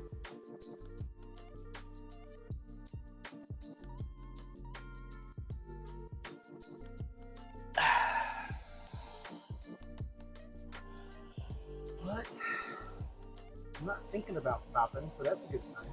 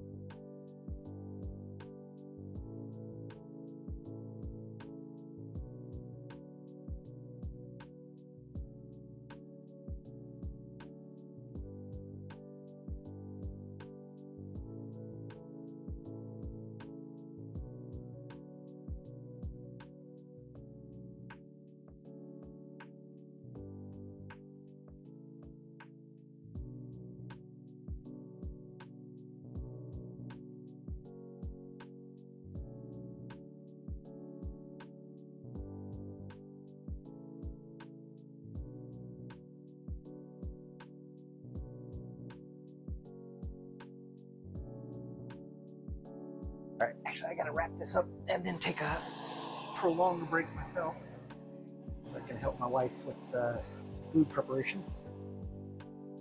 But these need time to dry anyway, so that's what we be doing.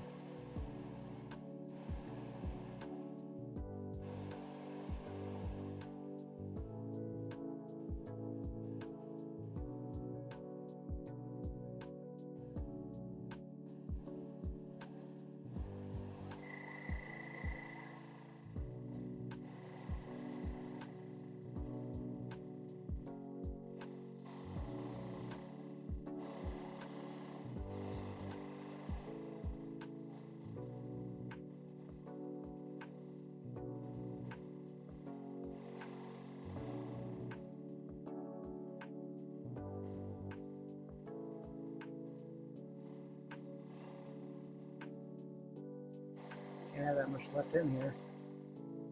Try to empty this. There it goes. Oh, that's too much noise.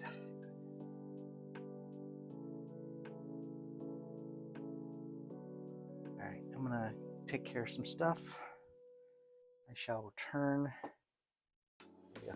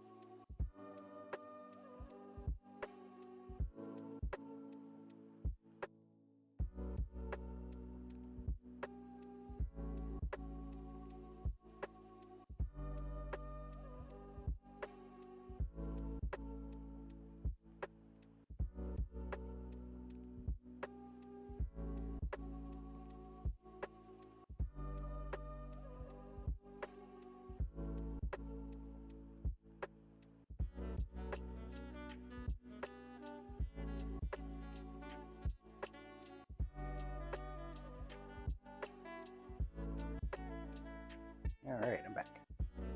I got to pre-shade this Wolverine patch job. I gotta pre-shade it with some Wicked Pink. Similar to how I did the other one. This paint does not like to spray very well either.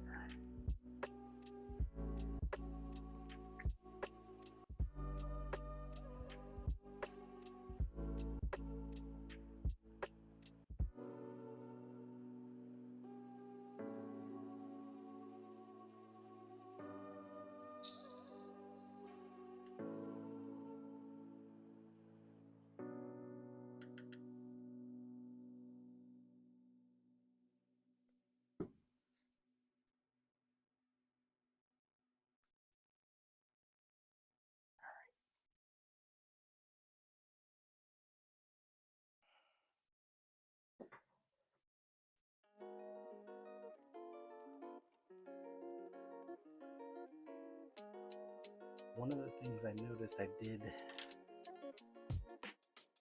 wish I would have done a little bit differently on this first round. I kind of had the shadowing a little wrong. Not wrong, but I kind of inverted it.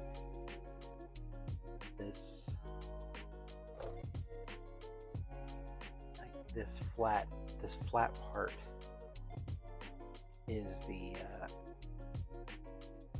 flat part is the brightest part of it.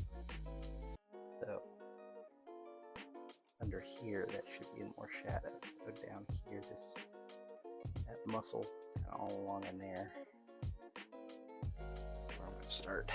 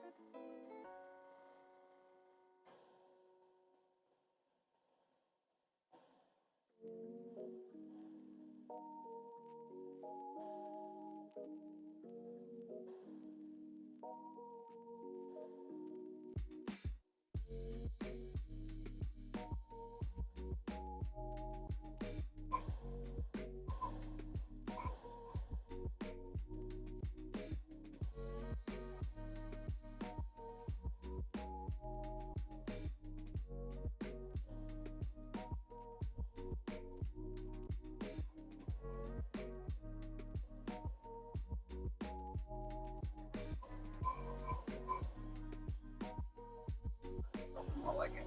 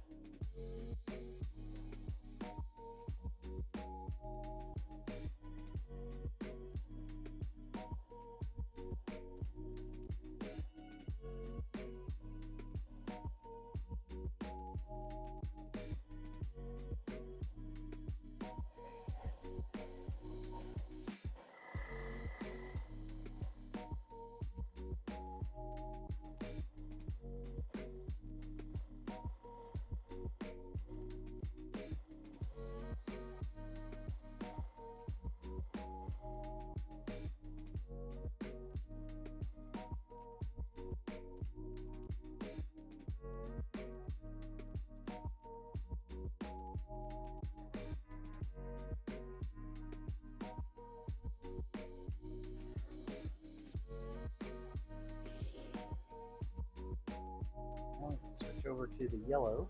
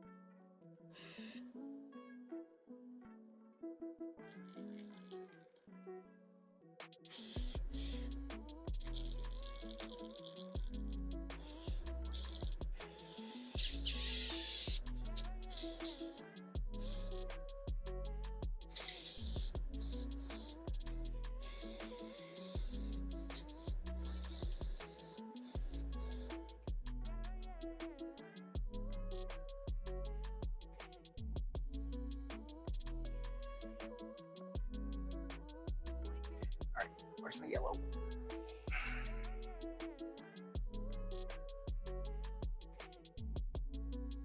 This I need demonic yellow. I'm making everything difficult for myself.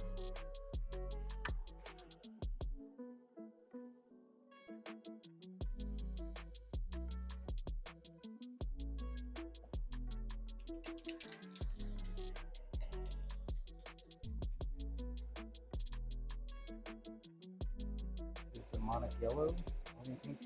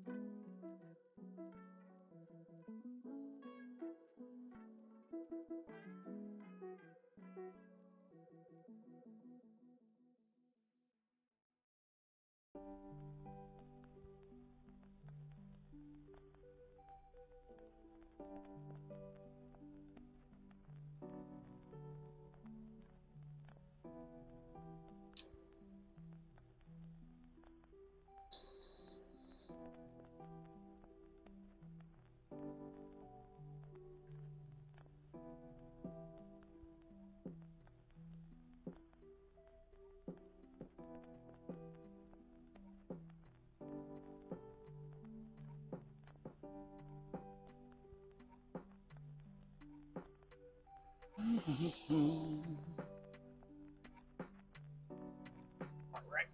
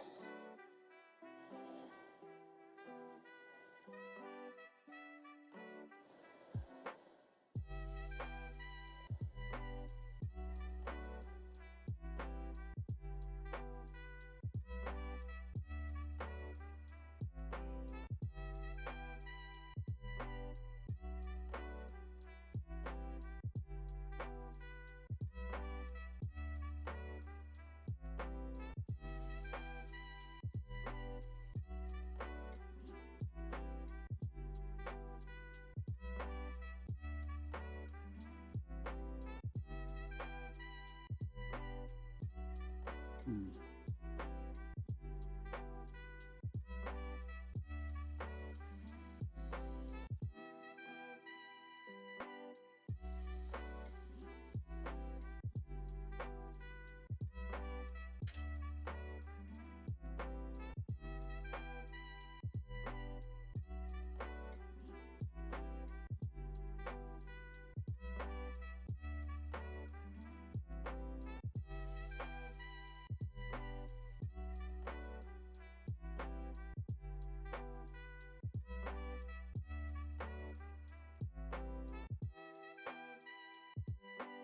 Suppose I should have double checked this before I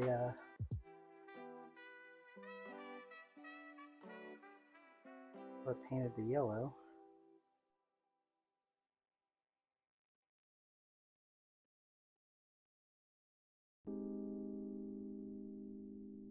Yeah, that arm is like way more shaded than the other.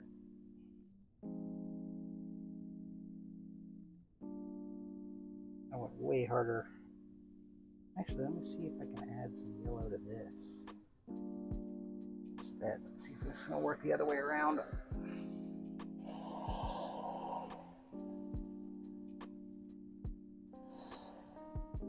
If I had any more yellow.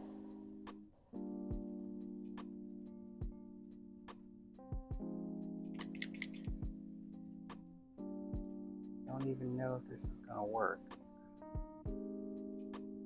Or if I have to go back to shading, go back to the Wicked Pink and see if I can put pink over top of the yellow and get the same effect. I don't know if that's a thing or not. I don't think I've actually ever tried it.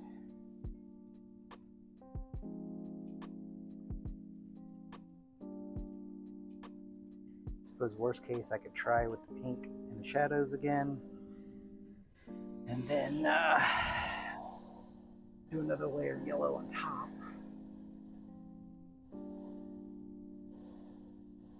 Alright, so I can wash that out a little bit more. That's good.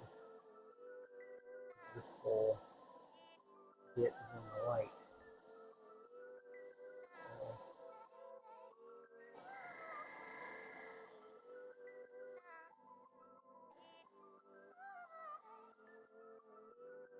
don't mind the underneath. I may do some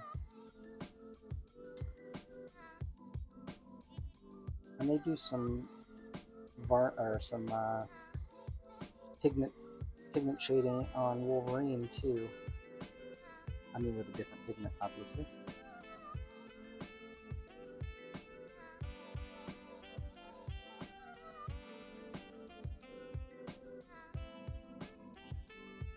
Yeah, so just for grins, I'm gonna see if I can.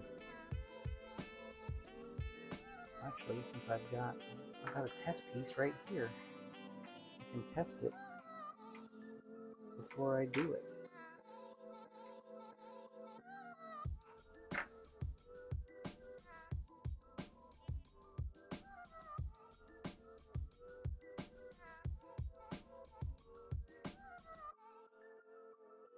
It's a test piece. I'm gonna see if I can add pink on top of the yellow, get the same effect.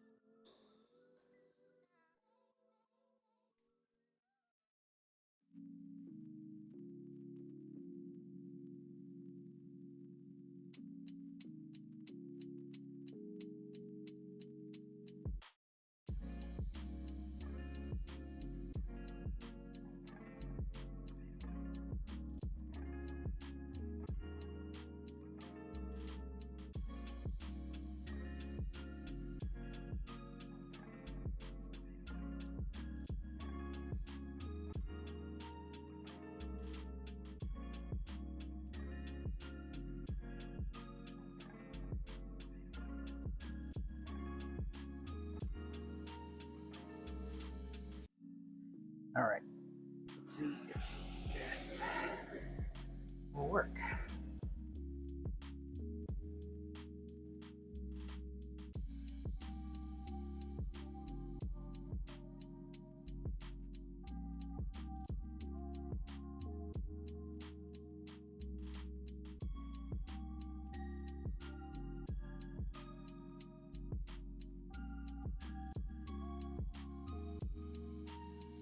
It definitely doesn't work straight, but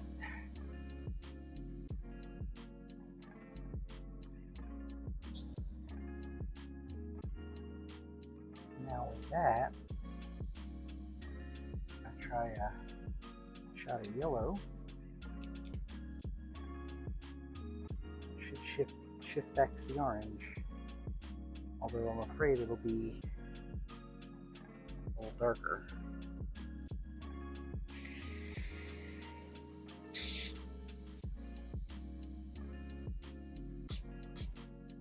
This is why we test.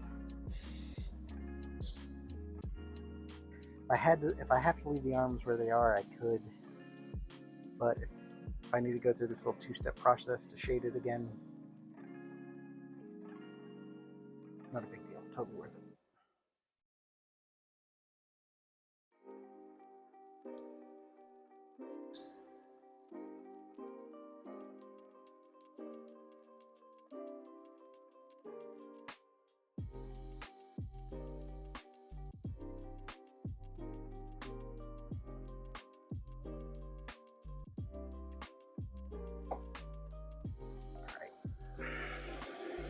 Here goes nothing.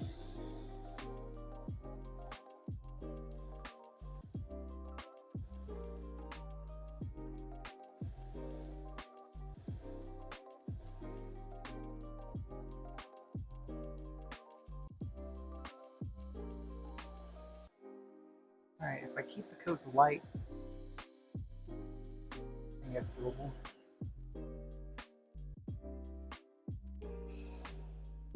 Because yeah, that arm needs a little more of the pink in there. Needs a little bit more of the shading in there.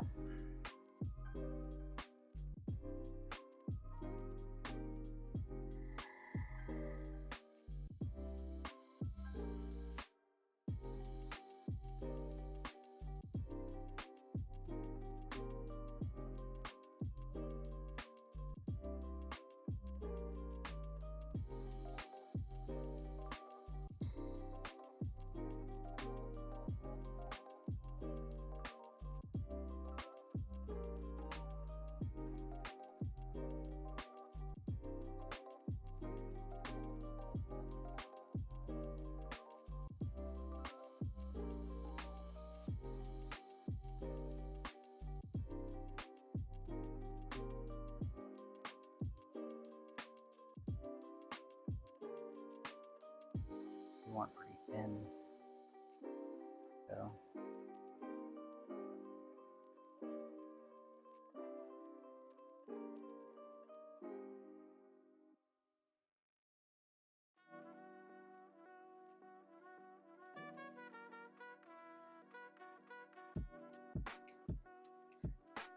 that should do it.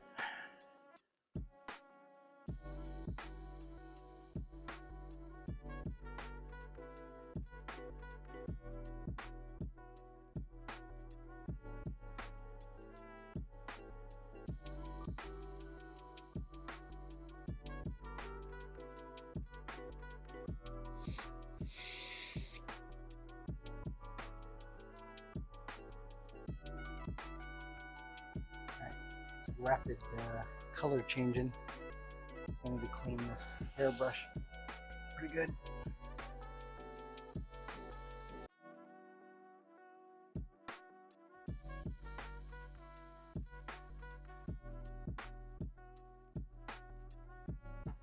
Alright, so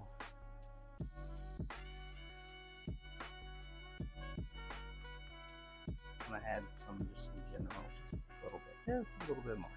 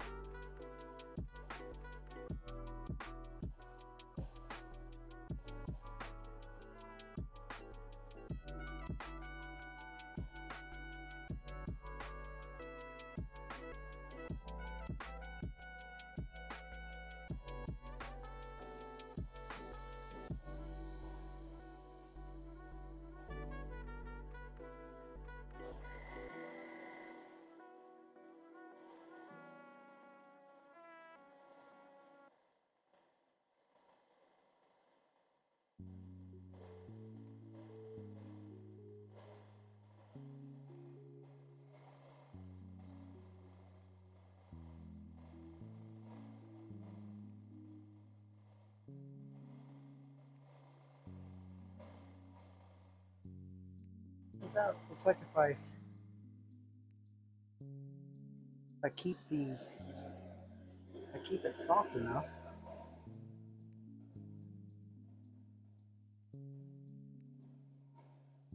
it does blend back into the orange.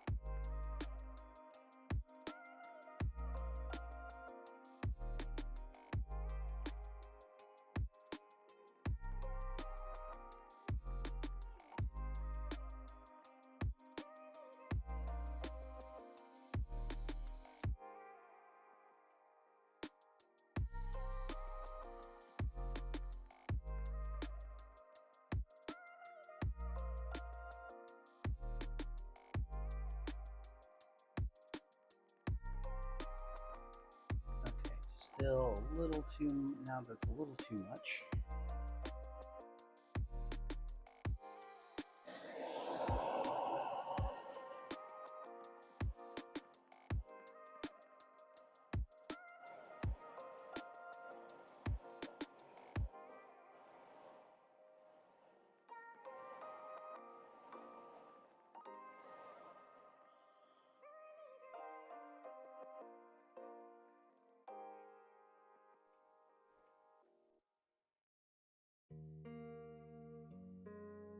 Right, I want to go back in there with a little bit more yellow just to tone down some of those top shadows.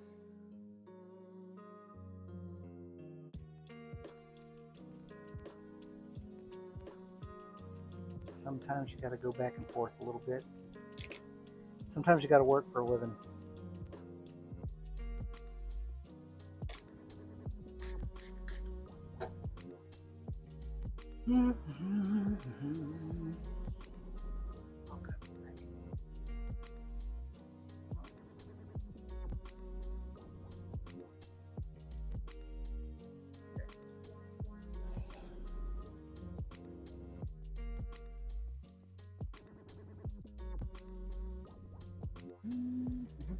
What was I doing? Oh yeah, yeah, little spot of yellow.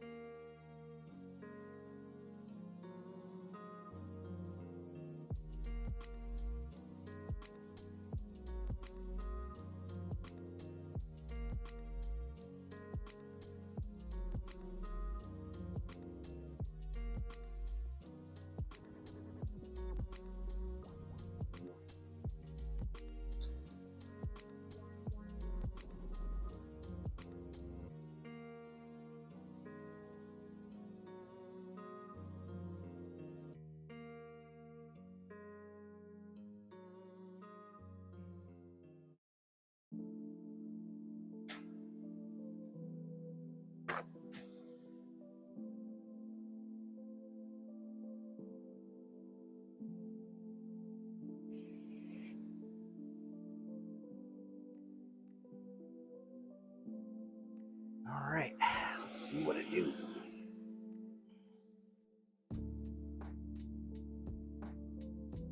This time.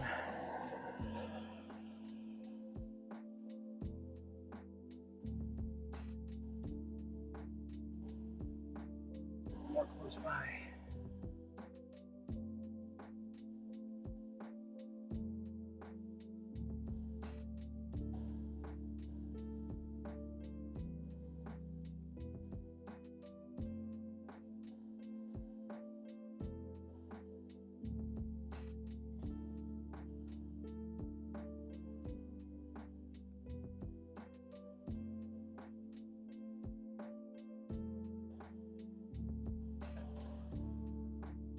Definitely the top.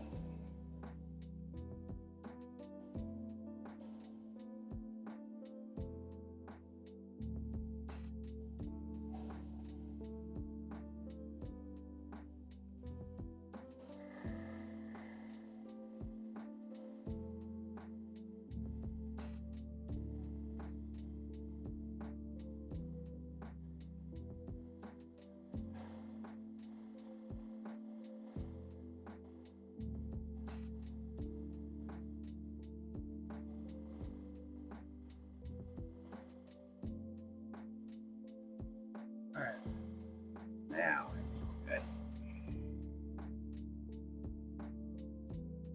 Yeah. Part is underneath this little shoulder, but the shoulder pad.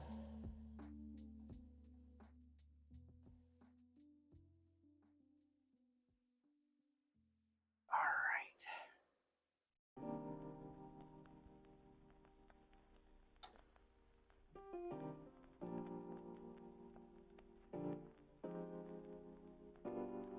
There we go. That looks much better.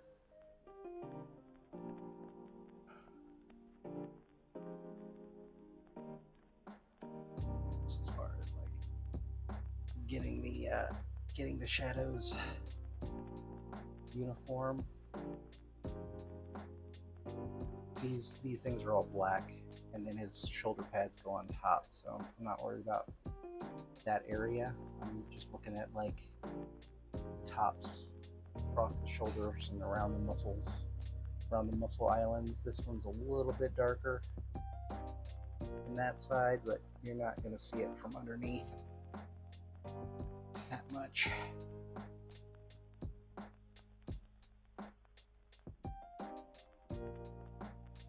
I added a little bit more torso.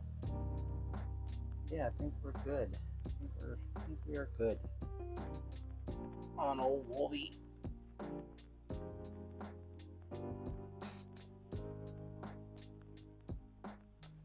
I need to seal that though, so I gotta clean the airbrush one more time, varnish it, and then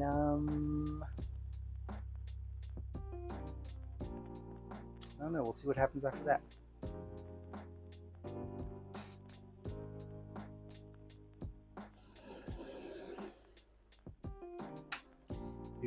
this a quick breakdown though, because it is full of all kinds of paint.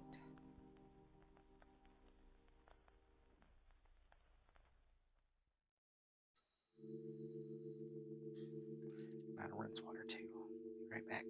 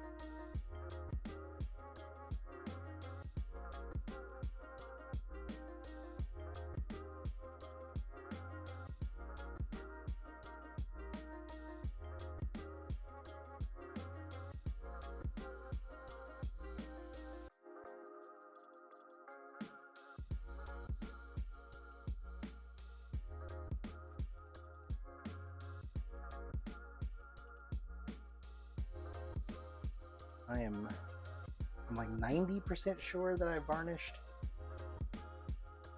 these parts. Yeah, I can feel it. They're varnished. I just need to varnish those because I sprayed a little bit. All right, to answer my question.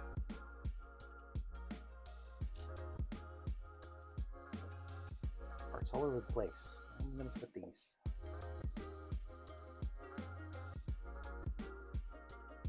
Usually not this discombobulated.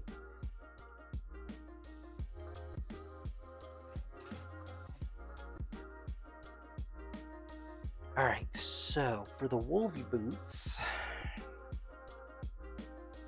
they are blue and black. There's blue. The blue should cover. Shouldn't matter if it's white or yellow. So I'm just gonna brush blue all those. Let me get these things sealed before I forget.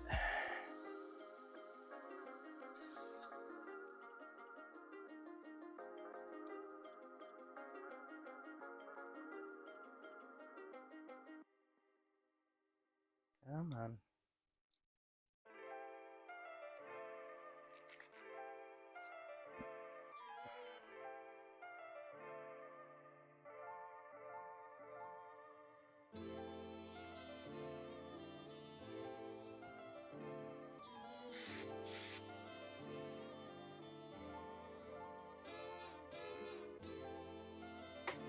All right, once more under the breach. Ooh, my back.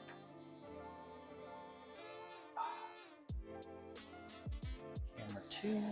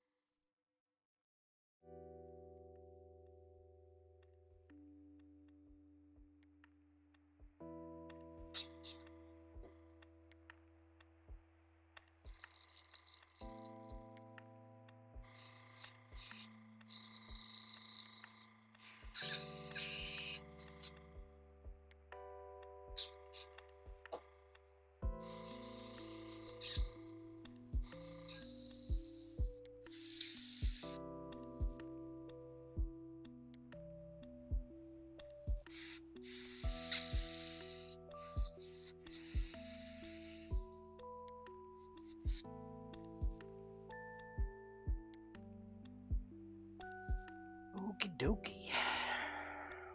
Well, do I want to get started painting blues? Kinda do.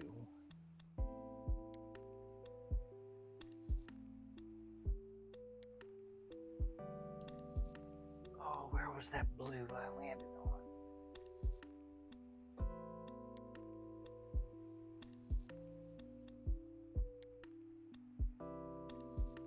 Do I want to do flat blue or medium?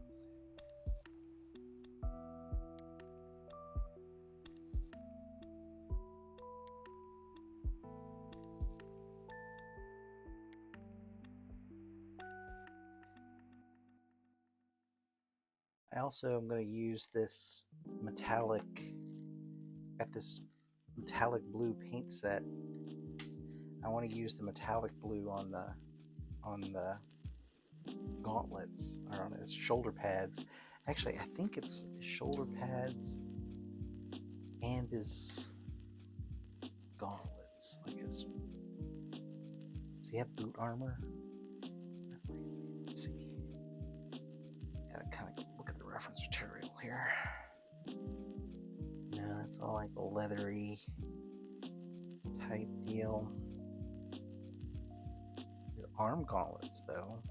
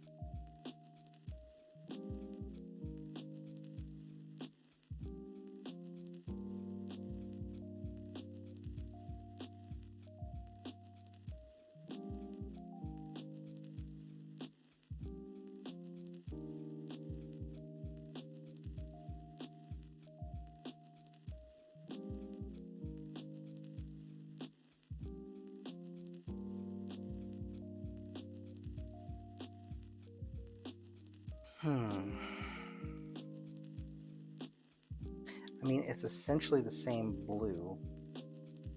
It's just glossed a little bit.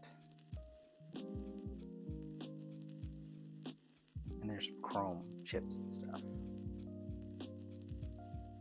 And some wash over it.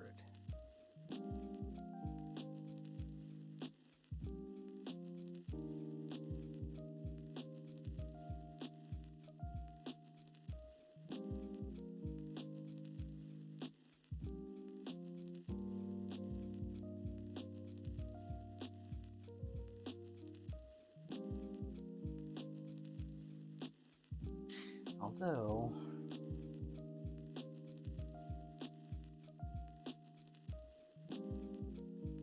color-wise, it's the same.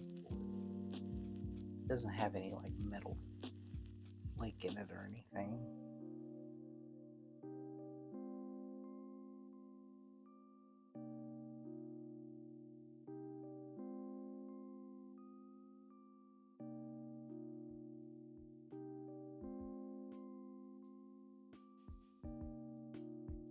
Son of a bitch, it's got some yellow in it too, right there on the edge. Well, it's gonna be darker than everything else. Unless I paint it white first, which I may have to do. Alright, well, poo. I don't know what to do here. You know what? I think I'm going to...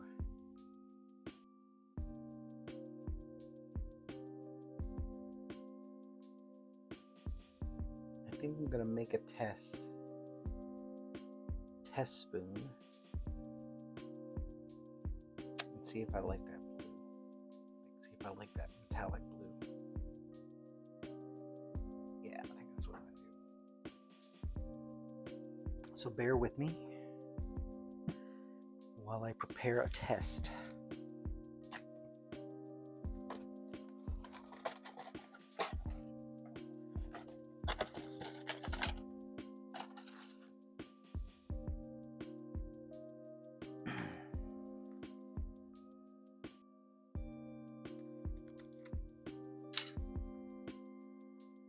Where are my scissors? Oh, sanding paper up on top shelf where it might fall and kill me. I learned that lesson. I mean, I didn't die the first time, obviously, but I almost died.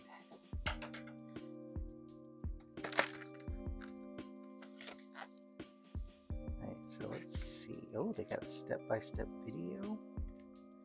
That's for painting miniatures, I'm sure. Got a metal shader. Got a base. It's got a light.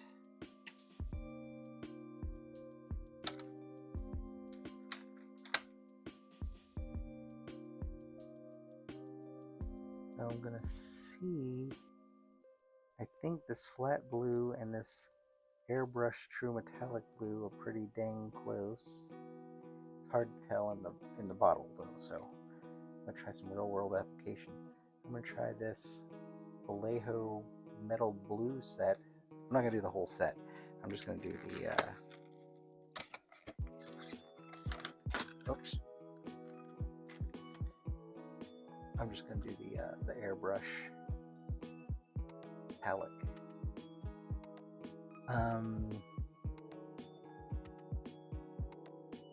Do I want to do it that way? Because I have to brush paint the gauntlets.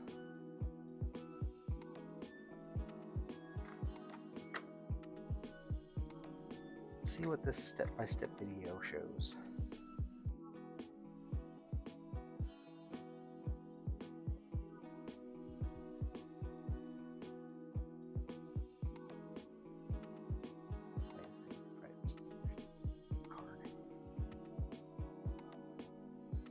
Base color with a brush or an airbrush. Apply the shade in the grooves and the shaded areas. Apply highlights with the light. Yeah, okay. What I thought. Well, let's get the let's get a spoon primed. We'll just try this airbrush color. Try to just brush it on. Shit, hold on. If I can just brush on the base. Do you dilute it at all, I wonder?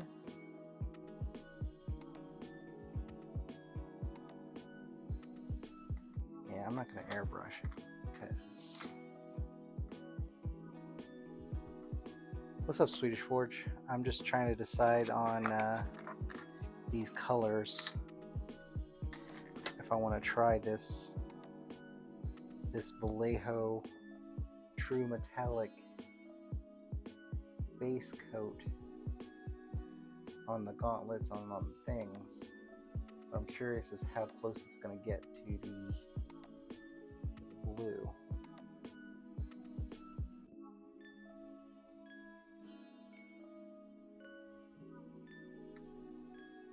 Especially when I weather it down some too. Medium blue might be better.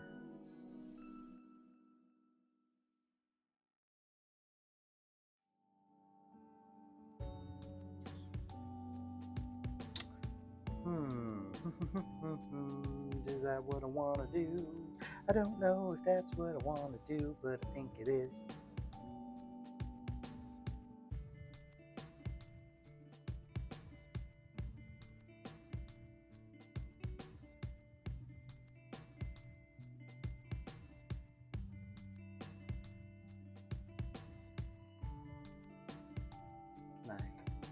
them side by side.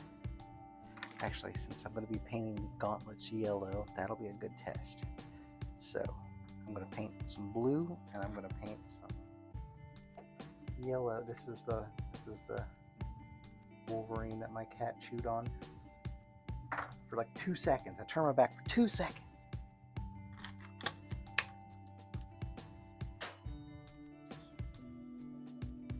And then Gunnar had it in his mouth. I heard a crack. And that was it.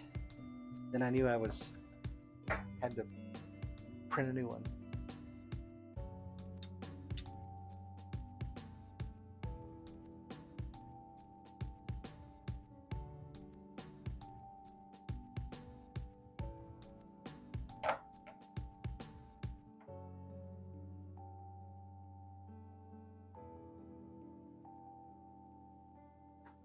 All right, let's see what these blues do up against this yellow, because I got to do the blue on that, and I also got to do the gauntlet in a blue. I think I'm going to try the medium blue.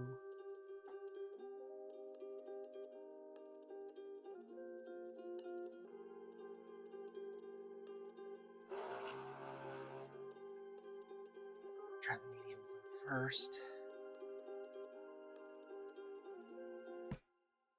Test drop over here. Oh, I forgot my water.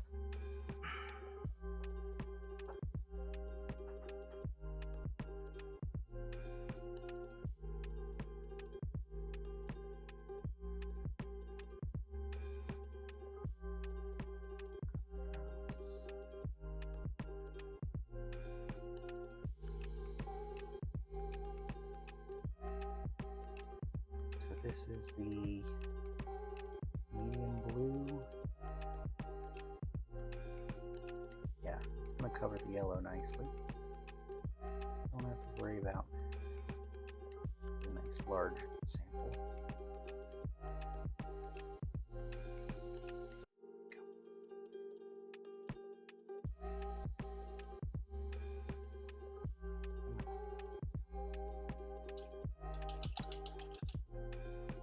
Alright, so that's cool. Cool in the game. Let's see what this metal base looks like.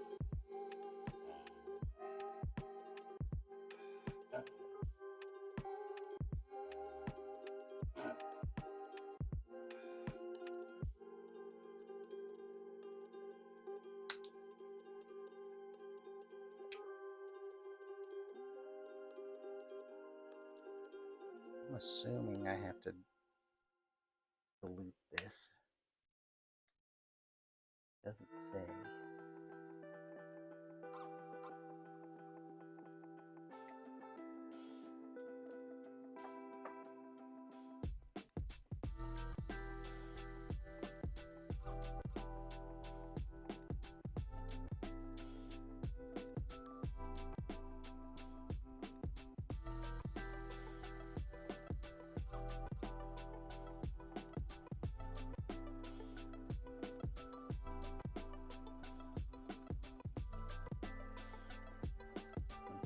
It's pretty dark.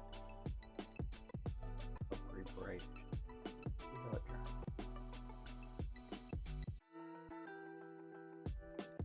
Go with it. It's super bright right now.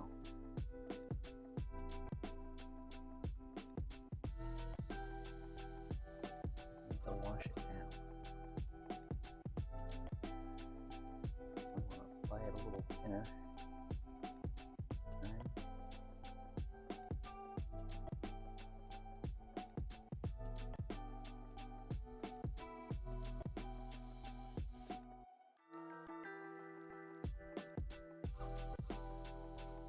Probably gonna be darker on the shoulder pads because I've got a gloss. I've got that gloss black under there.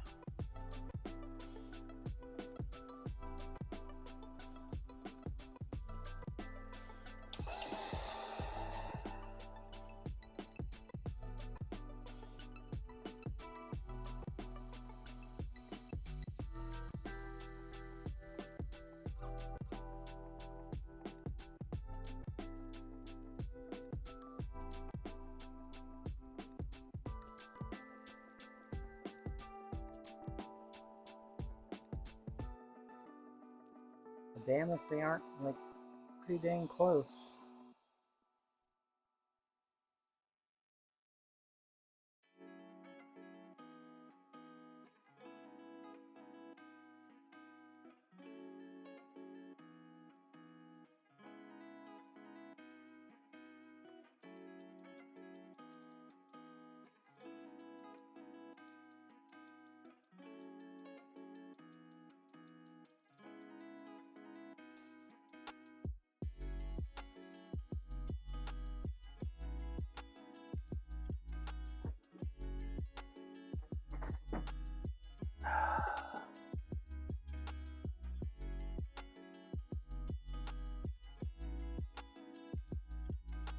Yeah, no, I think that'll work.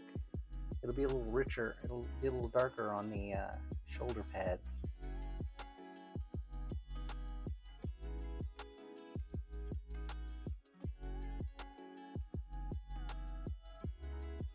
And that, I think, is...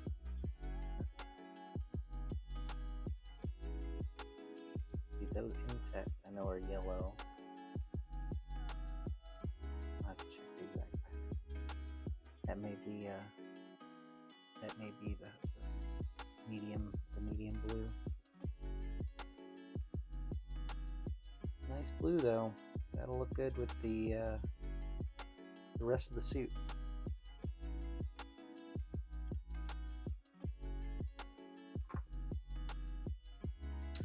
So no spoon test today. We nailed it right out of the gate. Just eyeballing it like a boss.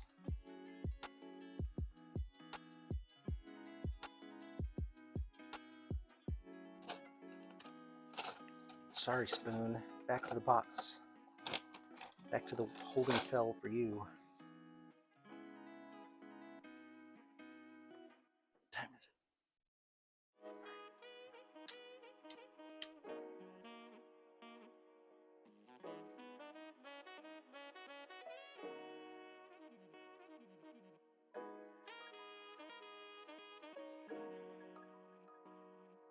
Well, I was testing two. So this blue is going to be for the flat blue. That's going to be for the cloth, for the fabric parts. And then the shiny, the metallic blue is going to be for his metal gauntlets and the things. They'll be washed, so they're going to be darker than you see right here, right? It does look a little bright, especially on camera, but the suit's actually brighter. The suit's actually pretty bright.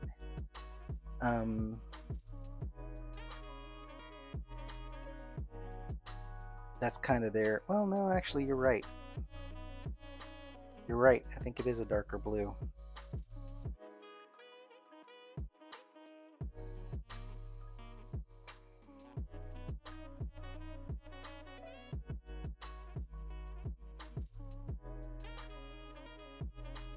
Yeah, see, I think you're right.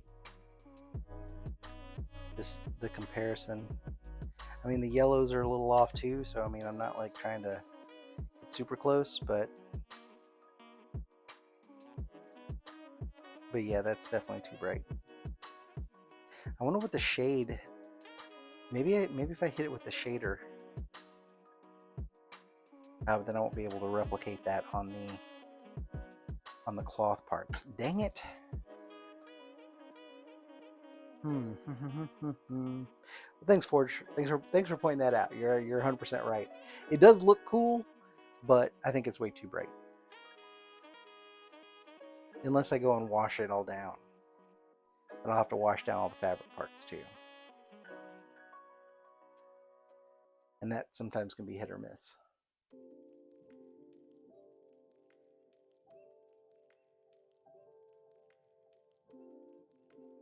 So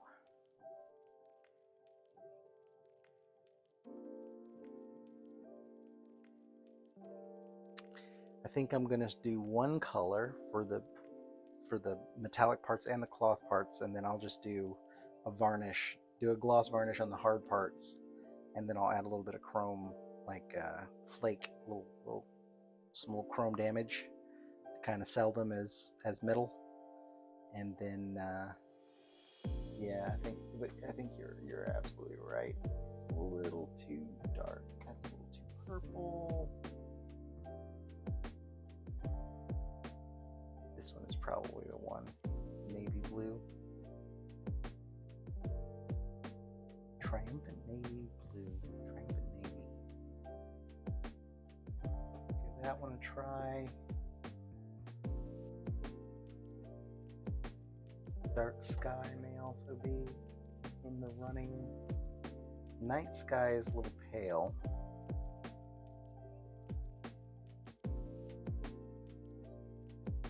Yeah, night sky is a little pale blue. Here's deep ocean blue. Deep ocean also might be in the running.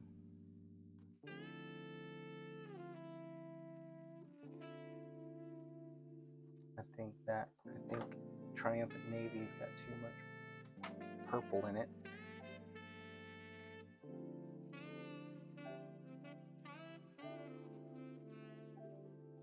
I think it's gonna be one of those two.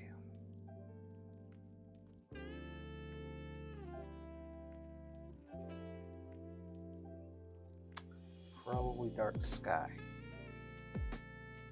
which I'm running low on. Fantastic. I'll check them both. Maybe if I like deep ocean blue, I can live with that because I got way more of that than I do of this. I think I did a Captain America and a couple other things that needed that blue. And I've had it probably forever.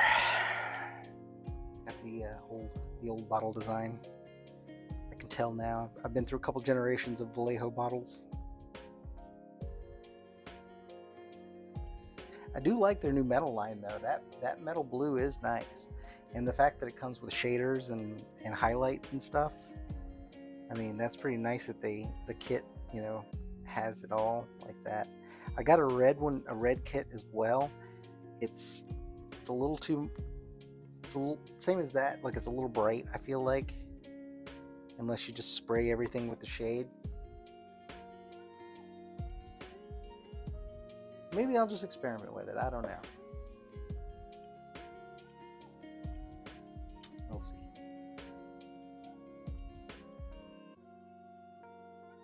But I do like the blue. Just not for this. Thanks for stopping me, Ford. I appreciate it. You are 100% correct. I would have not been happy. Ooh. I said I could have tried to like wash them down later, but doing that with a brush, you can't get consistent results with it, you know. So it would have been uneven, like it would have been a weird wonky blue. I'd rather do it this way with a solid color, and then just play with the varnishes than do something else. I guess I can use that up there. It doesn't really matter. This is just my little test piece. All right, let's check dark sky.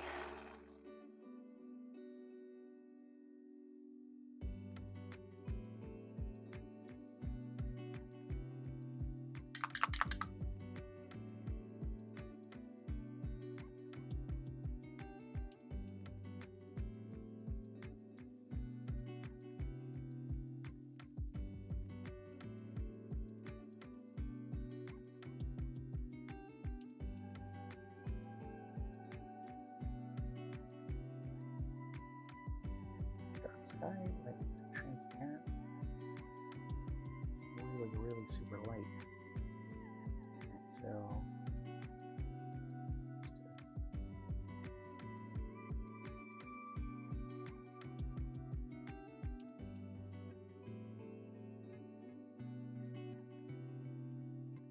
in a big swatch so I can get a feel for it.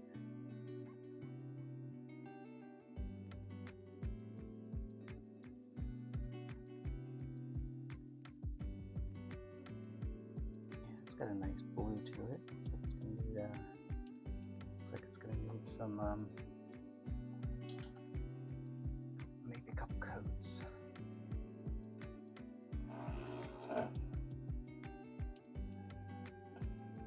Let's see this deep ocean blue can answer the call.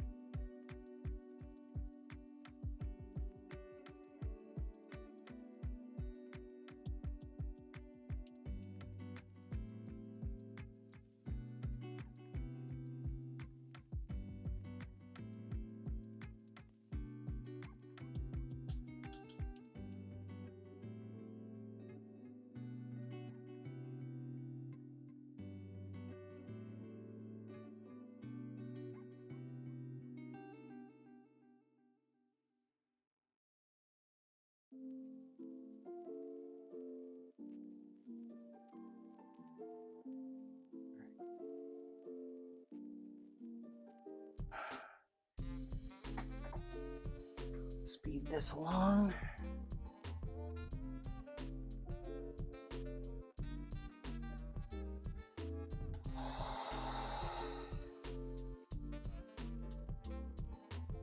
I think I might like the deep ocean blue for this.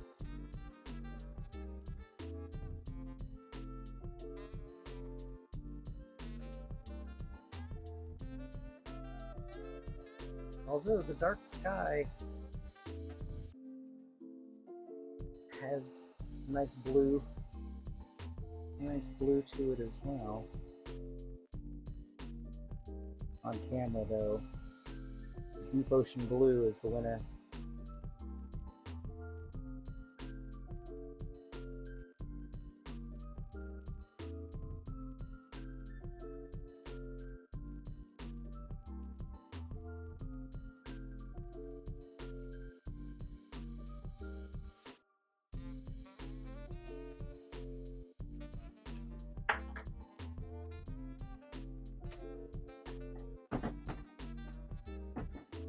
Okay.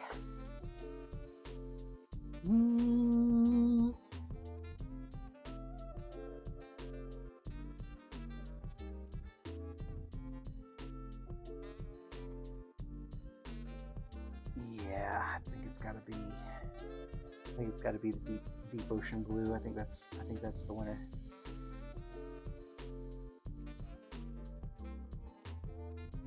The sky, even if I did another coat, I think would be kind of too bright.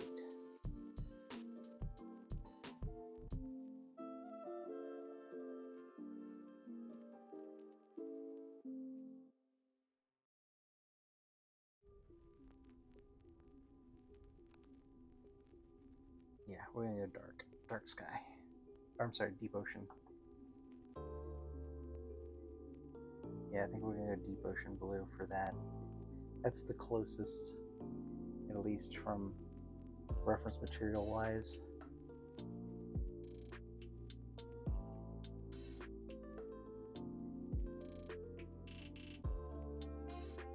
Cool. I'll show you. Let's see. So, oh, his fingers are blue.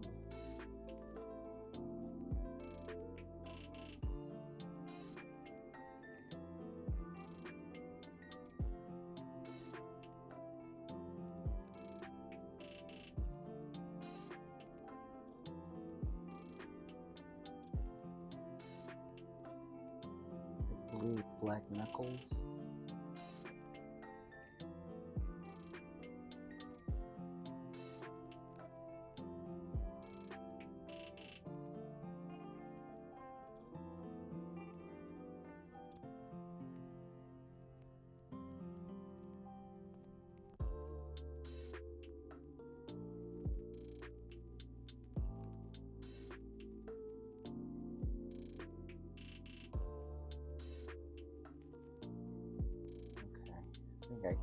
think I get it.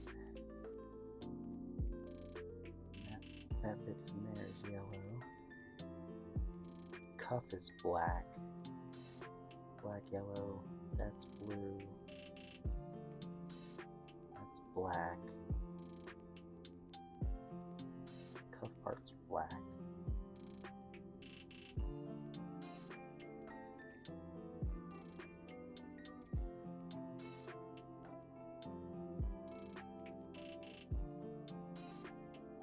The inset.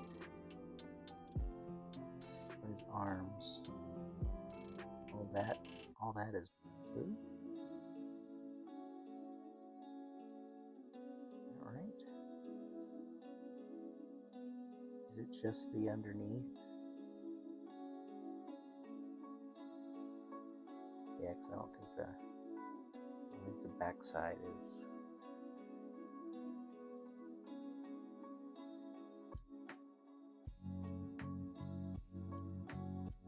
I don't think the back. I don't know. I can't see. I don't have a shot of the back.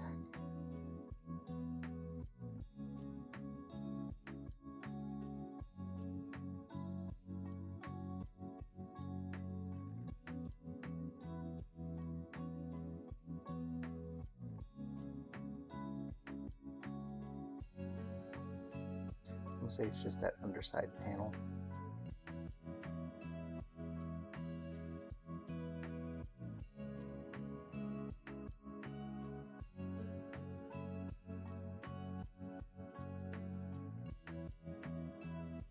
Yeah, this is this is my test piece. My cat took a chunk out of it. Yeah, this is this one's missing a bit. My two actual ones I'm painting, they're fine. Sorry, I just kept reaching for the test piece. All right, dark sky, you can go away. I am starting to get a little hungry though, and I've been at this for going on 4 hours, and I am at a good stopping point. So I think I may stop right here. Go find some foods. Still got the rest of the weekend, so yay.